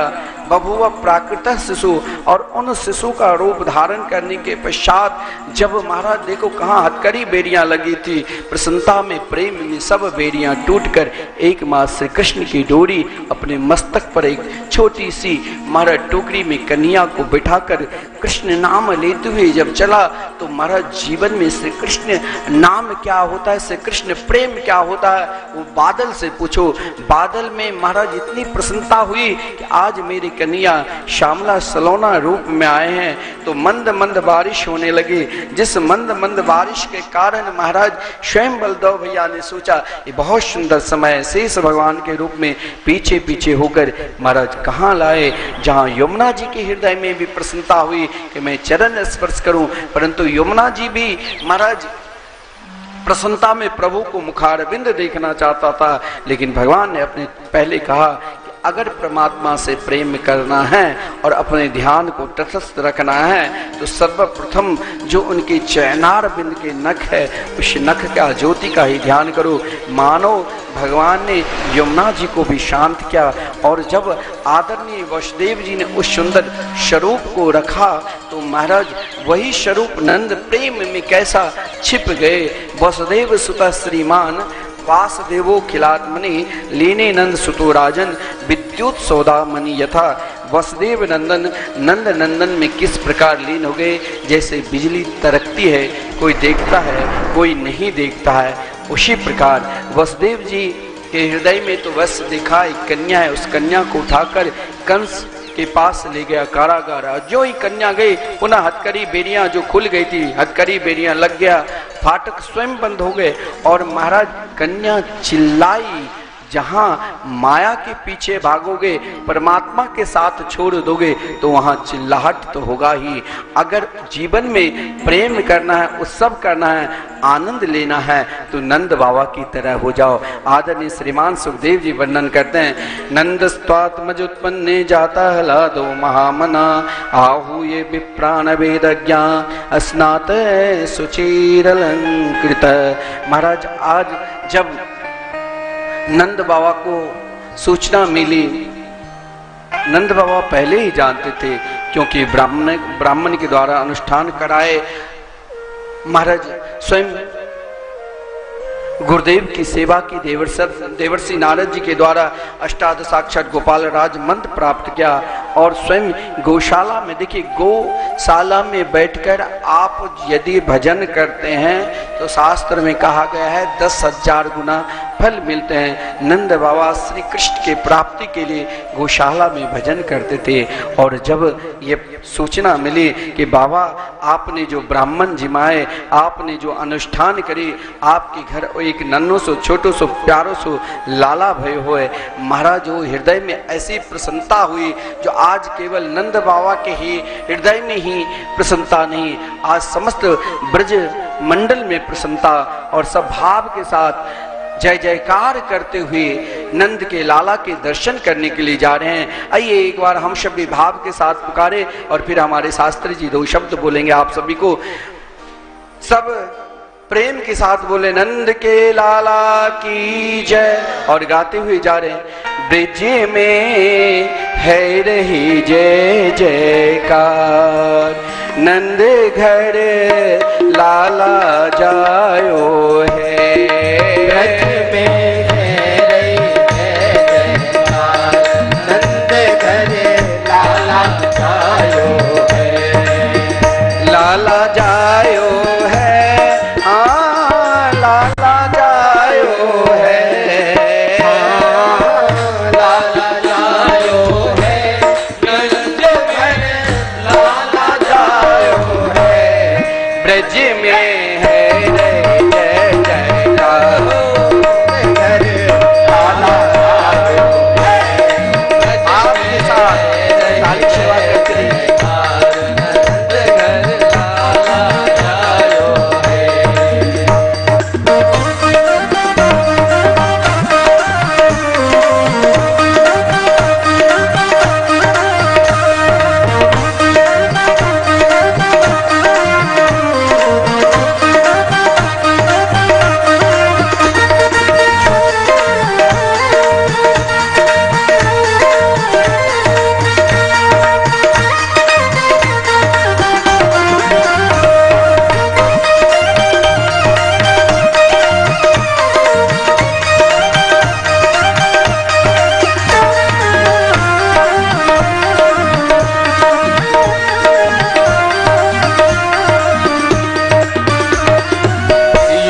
युतिक यूत नंद घर आवे, यूत नंद घर आवे, बाल बाल सब हिल हिल गावे, बाल बाल सब हिल हिल गावे, ब्रह्मानंद समान आज सुख सबने पायो है,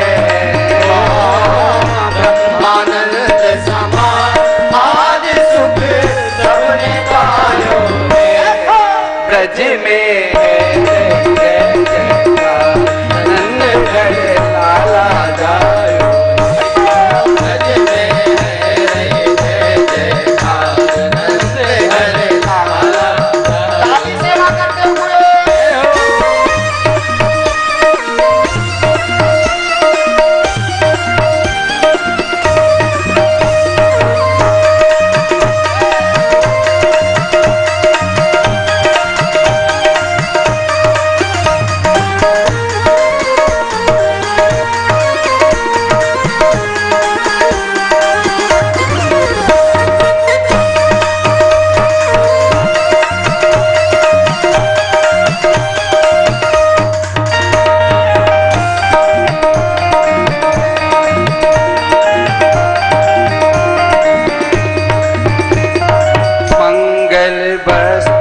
सब ले लीनो, मंगल वस्तु सब ले लीनो, मंगल वस्तु सब ले लीनी, मंगल वस्तु सब ले लीनी, गाये गीत सभी अलबेली, गाए गीत सभी अलबेली, नंद द्वारे और मार्ग में नदी मचायो है,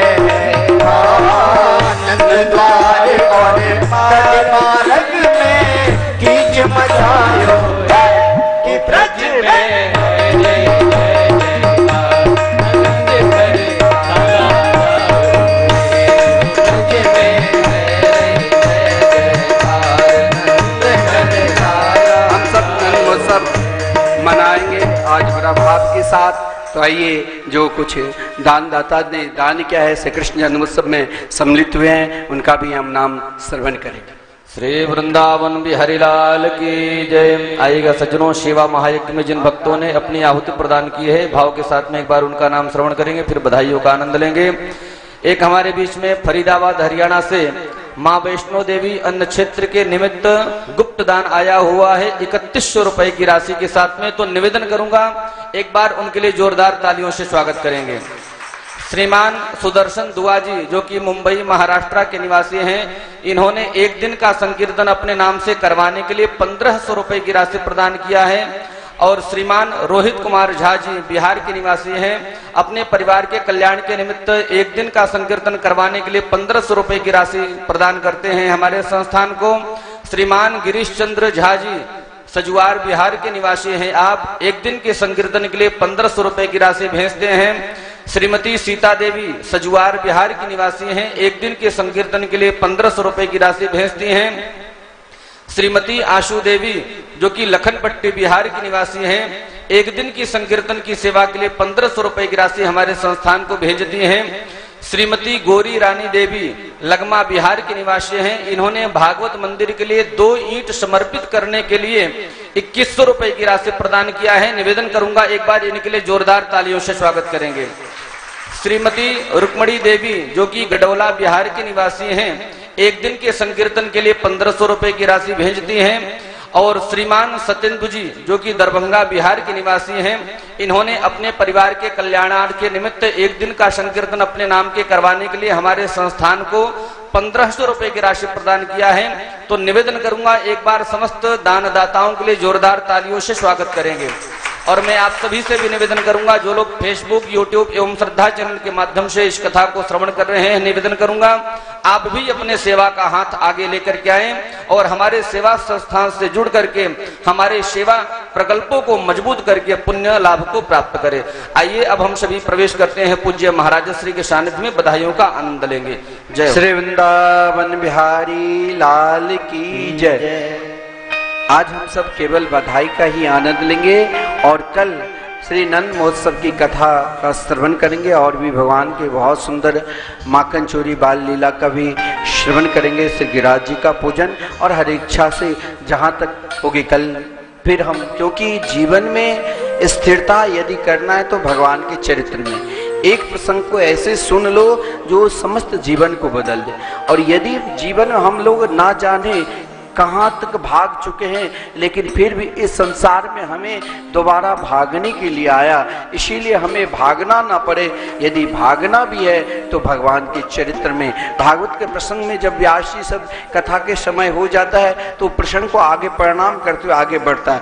और यदि स्थिर भी होना है, रुकना भी है, तो दुनिया में कहीं नहीं, भगवान के लिए रुकना है। जैसे हम सब आज बड़े आनंद के साथ श्री कृष्ण जन्मोत्सव का आनंद ले रहे हैं और यहाँ हम सब बधाई का भी गान कर रहे हैं, सब नाच रहे हैं, झूम रहे। आज ब्रज में कोई बचा नहीं, उत्सव हर व्यक्ति के हृदय में होना। उत्सव भगवान के स्वरूप है, उत्सव भगवान के प्रतीक है। जैसे कथा प्रारंभ से पूर्व उत्सव मनाया जाता है, कलश यात्रा, यानी भगवान को ये अपने साथ उत्सव में सम्मिलित करते हैं। तो उत्सव स्वयं भगवान के स्वरूप है हमारे हृदय में।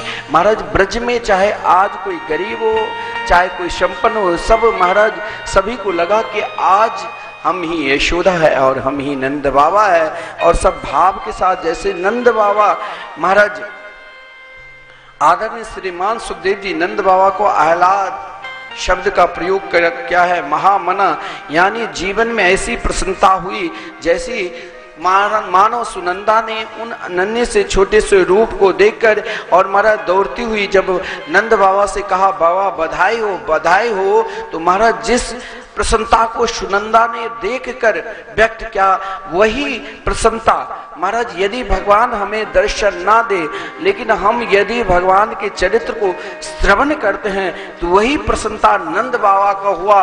और नंद बाबा के हृदय से भी कहा गया है नंदो यानंद रूप से, इसलिए कहा गया है यशोदा मुक्ति दायिनी वेदो यम वसुदेव स्यात्, देव की सर्व देवता नंदो यानंद रूपस्य यशोदा। स्वयं आज नंद बाबा से भी वो आनंद आह्लाद प्रकट हुआ और सब भाव के साथ महाराज जब उन नन्हे से छोटे से लाल को नंद बाबा ने दर्शन किया तो नंद बाबा स्तब्ध हो गए, देखते ही रह गए। किसी ने चाहे नंद बाबा को महाराज पगड़ी को पकड़ लिया, किसी ने नंद बाबा को कमर पकड़ लिया, किसी ने उंगली पकड़कर नचाने लगे।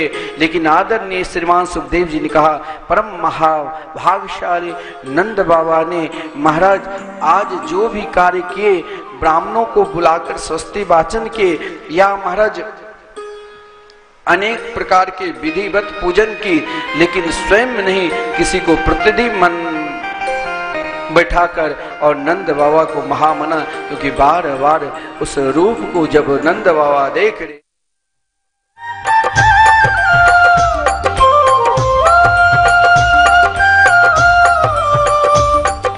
सब्सक्राइब करना ना भूलें हमारा YouTube चैनल श्रद्धा MH1।